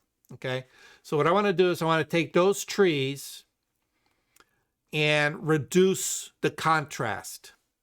All right. So if we look at it, again, I normally choose my mask based on the overall shape of whatever I'm masking. All right. And in this case, we have kind of like two circles, and I want to target this one here. All right. So we have three circular areas, but this one here is kind of the bottom parts of the circle are going to get cut off. All right. So that's easy to do. All right. So what I'm going to do is I'm going to create a new mask, circular gradient. All right. And I'm going to click in the center of my tree mass. All right. And I'm going to pull out, and I'm going to size that roughly to the shape of my tree. Now, it remembered what I did the last time I used this tool, which was for the bush. All right. And you can see how it kind of kept that very small center. What I'm going to do is I'm just going to bring that out a little bit more. All right, so we get more of the tree. And in this case, it's okay to go a little bit beyond to make sure that you cover it. Or, oops. All right. And if you want, you could even tilt it a little bit so it matches kind of the shape of that trees. All right. Now, whenever you're working with masks that overlap areas that you don't want to touch, you have to be careful with how you manipulate your settings. All right. So in this case, what I want to do is I want to target all the dark values of the tree branches. I want to lighten those up. All right. Most people will grab the exposure and say, okay, I want to lighten up those trees. All right. But you're going to notice that it does a couple of things. My sky now has turned to complete white. There's that ring of white around that tree. Okay. The other thing is it does, and let me just push it so it really exaggerates it. All right, is it starts frying the branches. Notice how it's frying it. Okay. Because what it's doing is all the gray tones that constitute kind of like the edges of the branches are now turning to white and leaving the darkest part in the center. All right, which is not what we want. All right, so we're going to return that back to 0. And in this case, what I'm going to do is I'm going to take my blacks and push my blacks towards the light side. Okay. And now all of a sudden we're getting more of that desired look. All right. So we've gotten the tree branches away from the black, and it's now being pushed towards that middle gray rather than the middle gray pulling the black. Okay. We're pushing that middle gray. All right. At this point, how much do you want to push is entirely up to you. I'm going to use my shadows, all right, because the blacks can only take you so far, right? when you move the black slider, it's taking the black pixels and making them dark gray, which now pushes it into the next zone, which is our shadows. So we have to pick up from the shadows and push it further, right? So if I take my shadows and pull it, it's just going to brighten that up. Now, at some point, you got to say, well, again, I want to maintain that believability, okay? I don't want it to look flat gray, all right? So maybe I might want to pull back the black a little bit, which is the center part of our tree branches, all right? Just to give it a little bit more local contrast, all right? But still kind of pushing the trees into the background, okay? Now, if you don't like that, you want to push it a little bit more, exposure's not really doing it, you know. We can see if some of these other sliders do, right? The highlight's not going to do anything. The highlight's just going to attack all the light pixels in between the branches, right? So if you find that what you've done has altered the background, you can compensate by correcting it here, all right? Either with your white slider, which in my case, I think works better, all right? We don't want to push it too much because now it's going to look, you know, gray, a gray blob. But everything that got pushed into the whites, we want to pull back into the light grays. It's very subtle. I don't know if you guys can see it in the video, but it's very subtle. I just want to make sure I don't get a weird haloing around the edge. All right, so watch out for that. All right, so the tree looks pretty decent. All right, if I turn that off, turn it back on. Oh, wait a minute, wrong one. Very dark. Now it's receded. Very dark. It's receded. Okay. I kind of like the look. I can even manipulate it a little bit more if I want to make it a little bit more lighter. Okay. Now from here, I want to replicate it for the other two. Okay. So what I'm going to do is I'm going to click on the add button. I'm going to add another radial gradient. All right. We're going to add that right here to kind of these trees back here behind the chimney. Okay. And at this point, I don't care if it overlaps, because it's sharing the same exact settings. All right, same exact settings. It's not multiplying it or adding to the settings. It's the same exact settings. So even if the mask overlaps, there's not going to be any change to the effect. All right, all we're doing is just, in essence, expanding the mask outward. All right, so if we look at the mask, that's what our mask looks like. It's the same effect across all of that. Okay. We're going to add one more. So add radial gradient, make my circle, expand it out, move it into place. All right. Now we have to clean it up, because if we look, it's affecting the chimney here and here. It's affecting this dark part of the roof line. It's actually affecting the snow, but because it really didn't, I made it so that the setting doesn't affect that tone overtly much. It's not really noticeable on the roof, all right? But we do see it up here a little bit. It kind of muddied everything up, all right? And of course, underneath the eaves here and alongside this building, we got to get rid of it, all right? So what we're going to do is we're going to subtract, all right? We just hit the subtract button. And in this case, we're going to subtract using a brush. A brush, all right?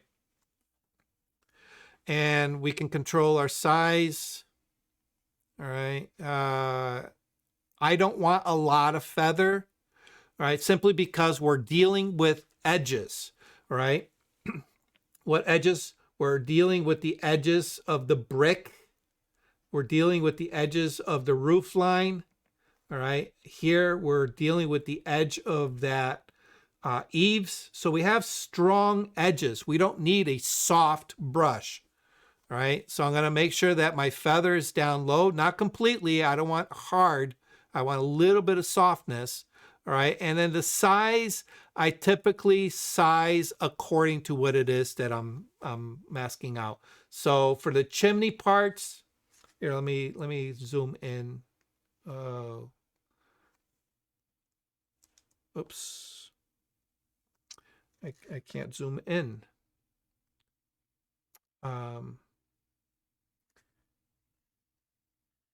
Okay, I'm not going to waste time. What I'm going to do is I'm going to size my brush. I'm going to come in my brush.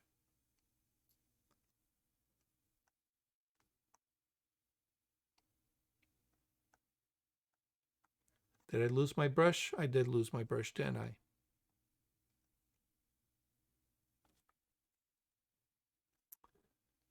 Gosh darn it. Subtract, brush. There we go. Why is it not? Oh.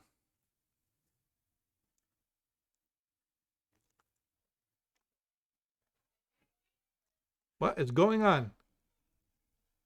I'm losing it. I'm losing it. I'm losing it. I'm losing it.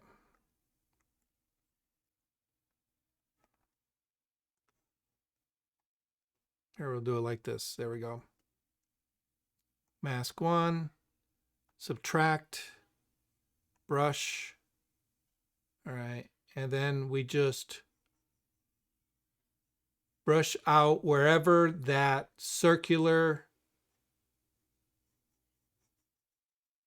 gradient kind of overlapped. All right. Because we want to maintain these as dark. Okay. Press and hold my space bar. I'm able to swing over, and I want to make sure that I get rid of any overlap here. I can remove, all right, letter O shows me the overlap, all right. I can remove this from the snow if I want to. It's really not affecting it, so this is probably just a little extra work that I probably don't need to do. But depending on, you know, how critical you want your work to be, you might want to, you know, take a little extra effort, right? If you go a little bit too far, we're just gonna switch back and add this back in. I can work this really well. Okay, there we go. And all I did is I'm just pressing the Alt key, Option key for you Mac people. All right, remove that.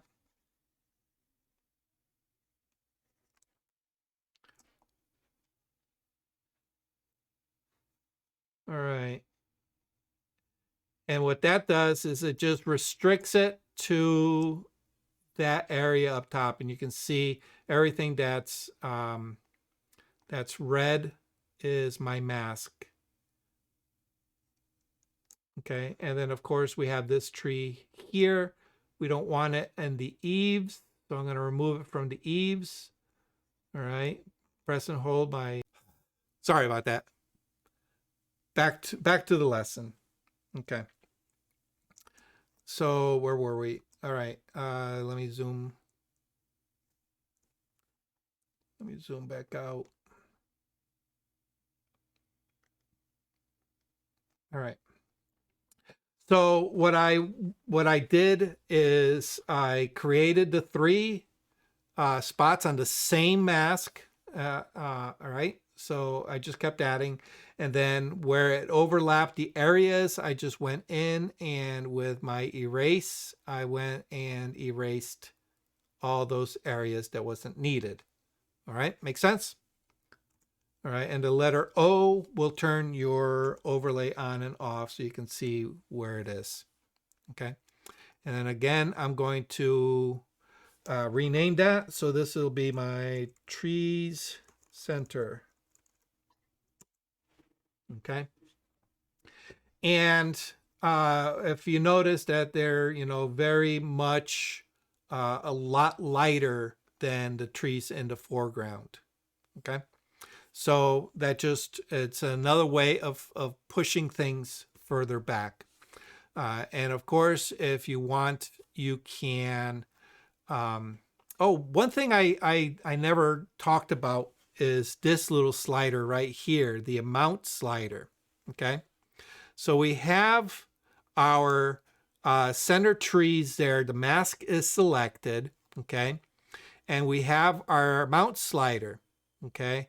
If we take it to the negative, all right, you'll notice that it removes the effect. All right. If we bring it to 100%, which is the default, all right, it's whatever effect we applied to it. If we bring it above 100%, whatever effect we added, it's just increasing that effect. So in this case, the effect is to reduce the darks. So if I say, you know what, I want it to be a lot lighter, I can make that adjustment right here with this. Okay. So that's a nifty little tool to be able to kind of like manipulate and fine tune your settings. Okay. All right. Any questions on how I applied that mask and how I manipulated by removing the other one? It should be fairly straightforward. All of these tools you guys should already be aware of. All right. Yeah, Gloria? No, yes. Okay. All right. The next one is this rubble here in the foreground. If you notice, the rubble here on this side, all right, it's kind of very light gray because this is all there were, like, I believe, wooden boxes and stuff, and of course we have a little bit of the gray wall here. All right, but on this side it was a pile of stuff with some plywood piled on top of it, so there were a lot of deeper shadows here. So what ends up happening is that this spot looks a lot darker than that spot. So I want to balance these two out. I want this one on the left to kind of match the luminosity of this one on the right. So for that, I just did a circular gradient. All right. And I just opened up the shadows. All right. And that way I'm not touching anything other than those dark tones. All right. And just by eye, I'm watching this and making it match what's on the right-hand side. All right. That's pretty straightforward, right? All right. Now, the reason for that is I want everything kind of below the level of the house. Okay. I want all of this to be the same. All right. So the gray tones here and the gray tones here, I want the same. The white tones here and the white tones here, I want them to be the same.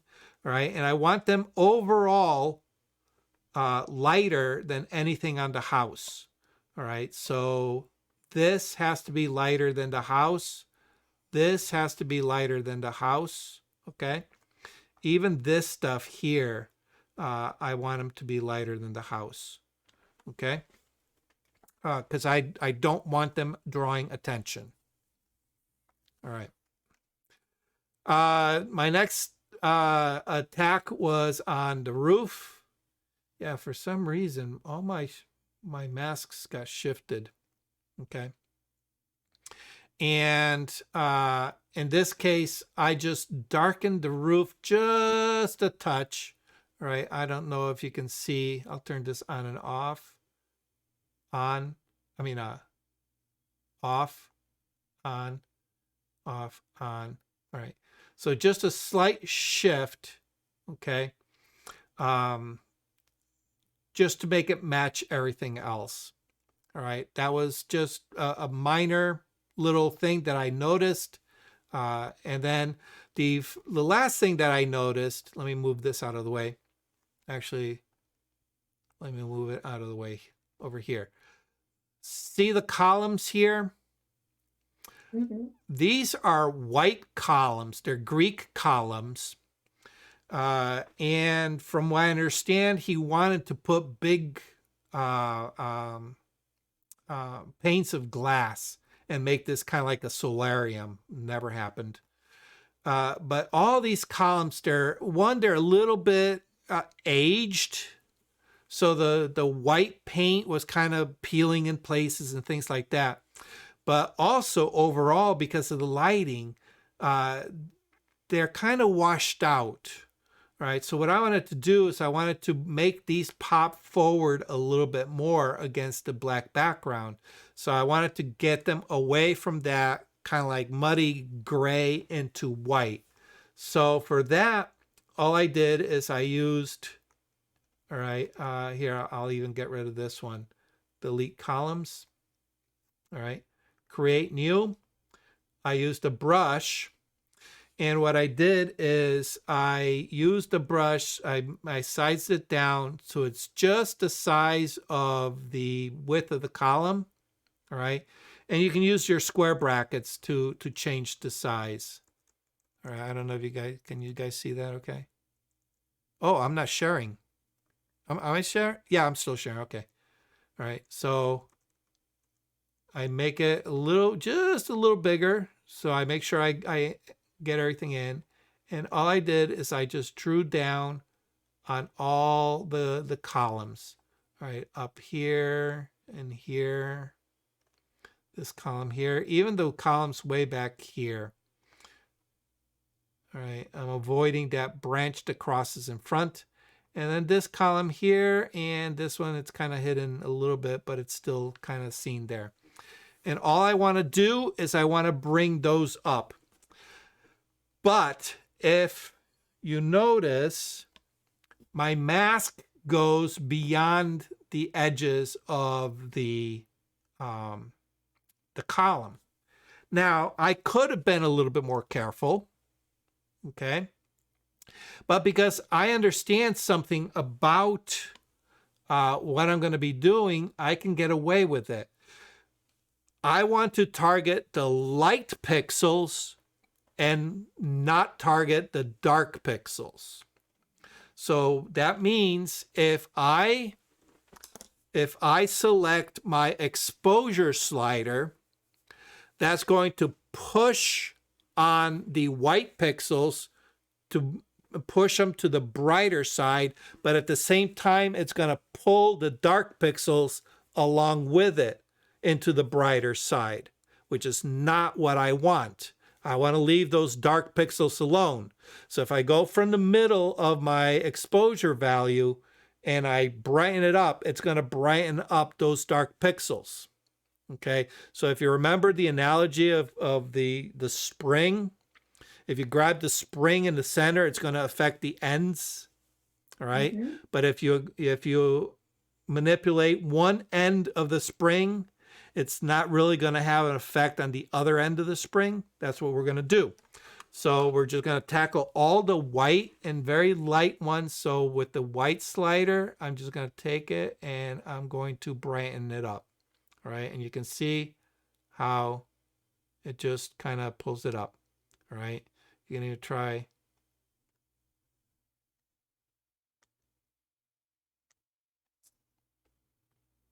Yeah, that's actually, I don't even think I need any of the highlights. I can just bring it up.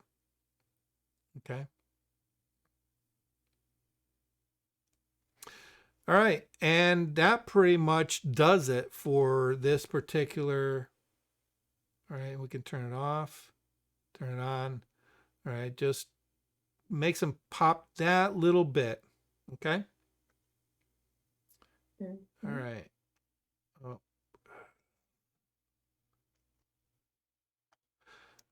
Okay. Like I said, it's not the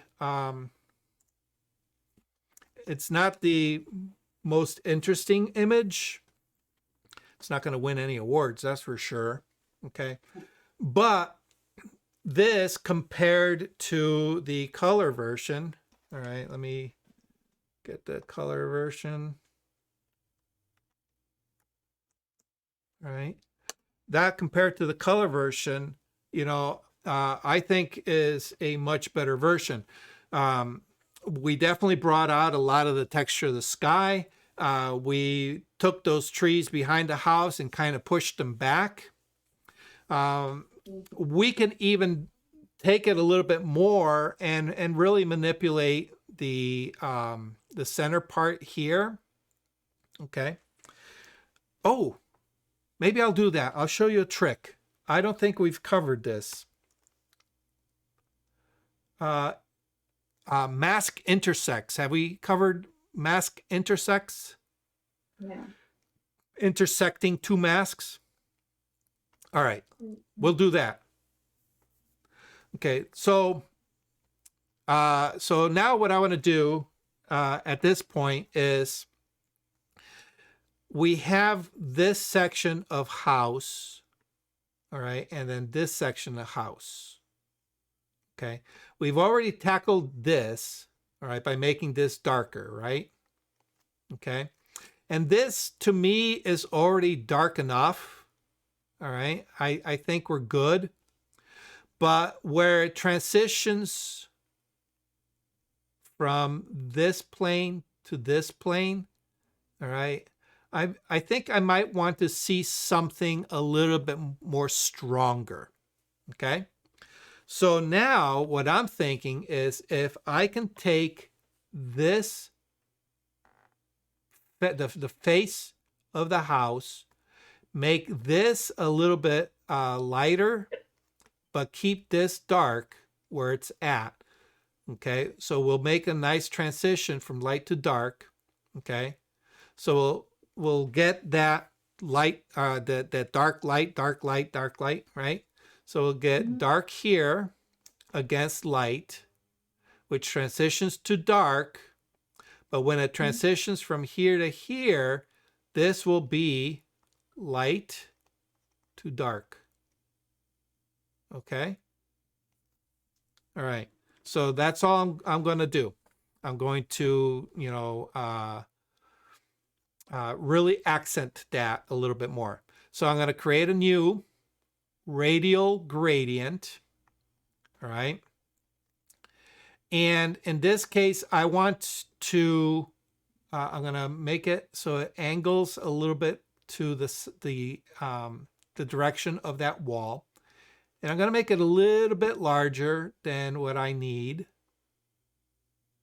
Okay, because I want to make sure I get the majority of the wall. And I'm actually going to push it a little bit to this side. All right, because I want my transition to happen here. All right, and this is just going to go to like, who cares? Okay. All right. And what I want to do is I want to kind of lighten it up, but I don't want to lighten the snow. That's already, we've already established that level is good. I just want to take my shadows and maybe open up my shadows a little bit. Okay. And I'm going to open up my blacks. All right. So now we're starting to put the house a little bit into that mid-tone gray, almost closer to the color of the snow in the foreground. So we're losing it a little bit, but there's a little bit of method to the madness. Okay. We're not attacking any of the light pixels. All right. We did not move our exposure, our highlights, and our whites are not affecting anything because we didn't move them. All right. I'm going to come in, I'm going to subtract using a brush. And what I want to subtract is this part of the house. All right, so I want to remove anything from here. Okay. All right, and I don't know if it's affecting any of that, so I'll brush that just in case. Okay. All right, so where's our O? Oh, we got some here. So that's all I'm doing is I'm removing from this side of the house just to keep this side. Okay. But what I want to do is I want to go bright here to nothing here. So what I need is I need a gradient to come across the face here. All right. So there's a couple of things I need to do in preparation for that. All right. One, I want to look at what I moved here. I moved my shadows. All right. Oh no, actually no, I don't need to. Okay. We're going to keep this. I'm getting ahead of myself. Okay. We're going to do another subtraction. We're going to subtract, all right, a linear gradient. Okay. And we're going to subtract it across here.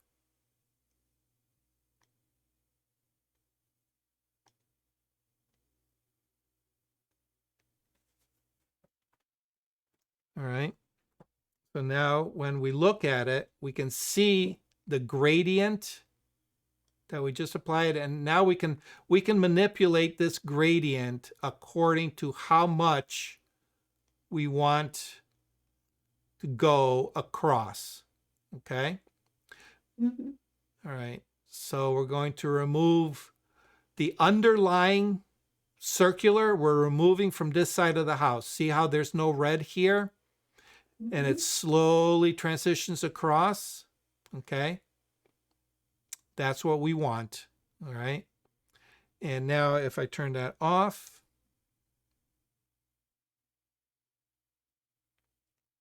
okay, we got the bright part there.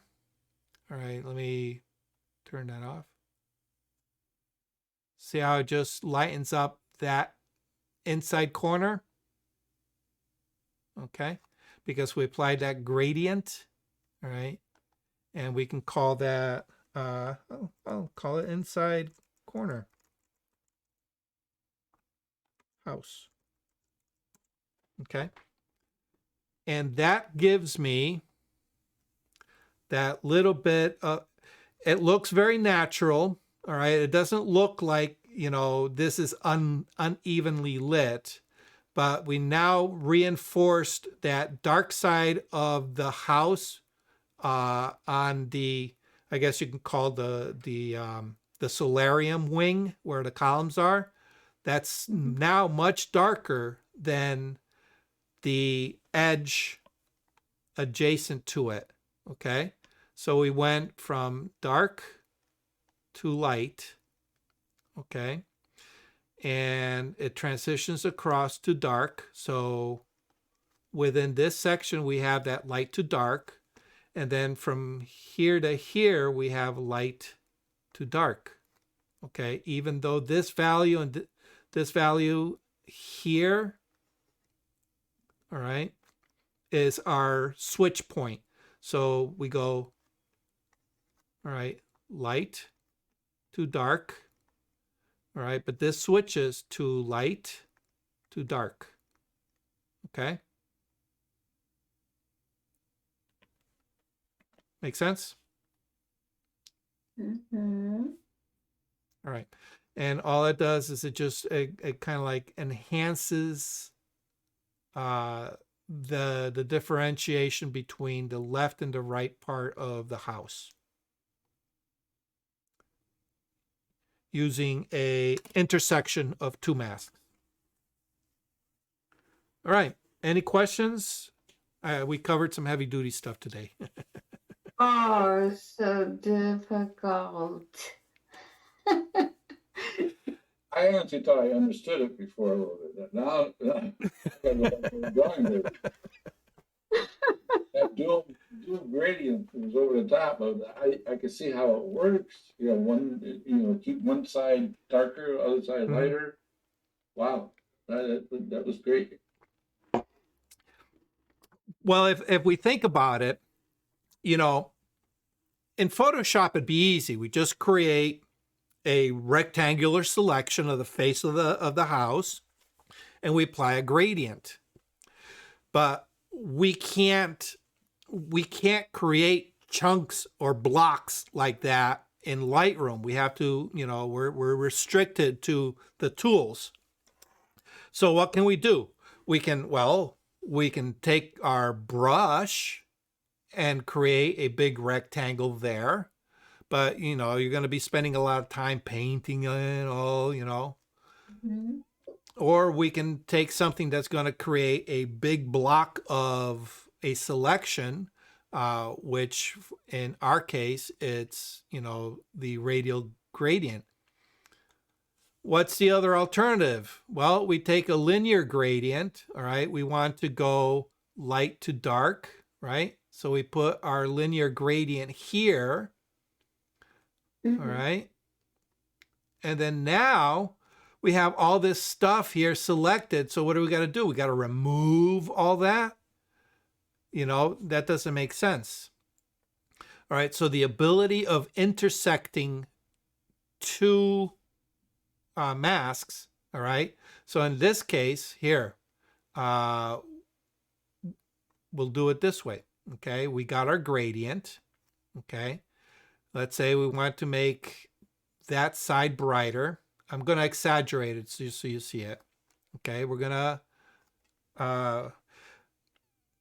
just going to subtract from the mask. All right. The other thing you can do is if you press the Alt or Option, you can create this intersect mask. Intersect. All right. Does the same thing. In this case, we're going to do radial gradient. All right. I'm going to place my radial gradient right here. Okay. And at that point, you can, put your gradient wherever you need. Okay. And notice how everything outside is now Dark. back to dark, because what it did is it said, okay, that gradient is only going to be restricted to this circle. All right. And then from here, we can remove whatever we need. So it's the same exact thing. I just reversed it. I went with the gradient first and then added the circle, where before I had the circle and I added the gradient after. So it doesn't matter the order as long as you get the results. Okay. Beautiful. So that's The- all it's doing is it's restricting it to that mask. Mhm. Okay. We'll delete that one. All right. This is my columns. There we go. Okay. All right. Now I got some let's bring those blacks up a little bit.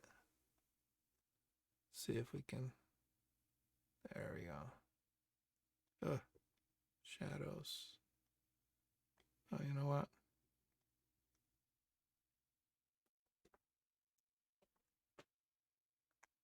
Oops. I think I like them darker. There we go. Nice. Okay. That's it. Made a boring blah picture into a non-boring blah picture. Mhm. Respectable, very respectable. Yes, I still love the house. I mean, yeah, I find it fascinating. I know you know. I like it. Yeah. No, let me tell you, the property is gorgeous. The house, when you see it, it's gorgeous. I wish somebody would invest in it and finish the job because it's phenomenal. It would be a mansion, but you know, unfortunately, it would require a lot of money. All the wood parts, because they've been so exposed to the elements, Yeah. are starting to rot away. So that whole roof needs to be replaced. The foundation, the walls, everything is structurally sound. The guy built that by hand. There are steel beams inside, you know, holding everything up. There's it kind of reminds me of Gillette Castle. On the backside, on the backside of the property, there's a little catwalk that walks the whole length of that back house that overlooks a ravine down below.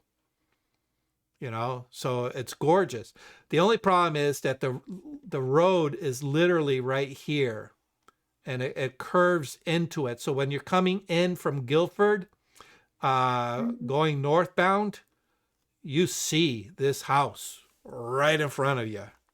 You know. So can you take pictures inside the house or? Well, I took this in 2015. I was able to go inside. Yeah, it's wide open. There are no gates. There are no signs. There's nothing. It was just all wide open. You have to be careful. Like I said, you know, a lot of the wood is rotting, so it's very easy to fall through the floor. But yeah, some of the woodwork inside was just gorgeous. It's a shame. The window woodwork, oh my God. You know, it's lost craftsmanship. Nobody makes houses like that anymore, you know. Can't afford it. Yeah.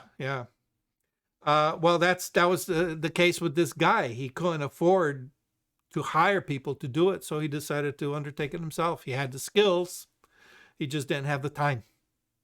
Oh. You know, yeah. Well, But sad. yeah, He did his love. That was his. that was passion. it. Yep, that was his passion, and he died doing what he loved. Yeah. Doug, where is that house located? What is the address? Do you know the? Oh, Christ, Oh, I don't remember. I'm gonna look it up. I got a couple of friends that lived in Guilford their entire lives. Yeah, I so- think it's like North Guilford. It's called Cadillac Joe's. okay.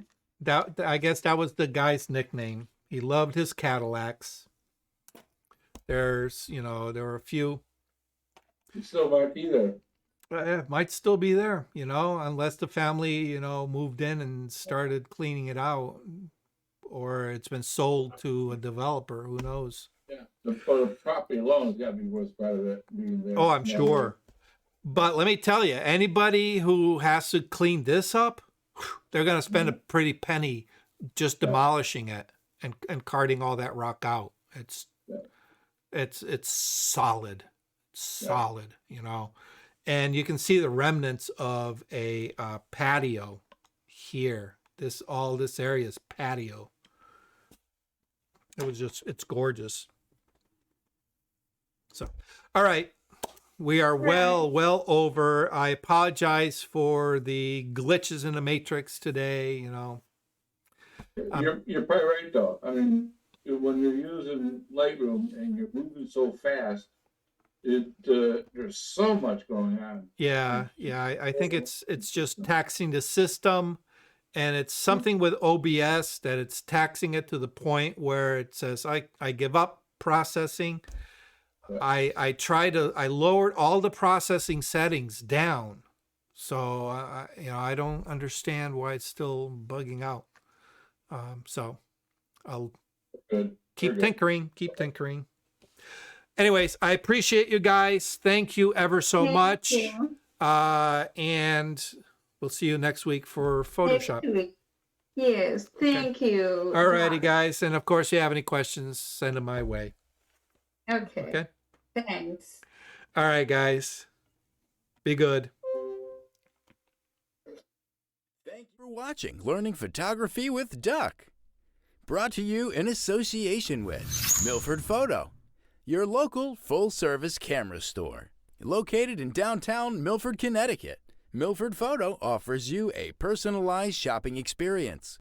From the latest camera gear to printing and framing services. And, of course, educational workshops to teach you the finer aspects of photography. Don't forget to tell them Duck sent you.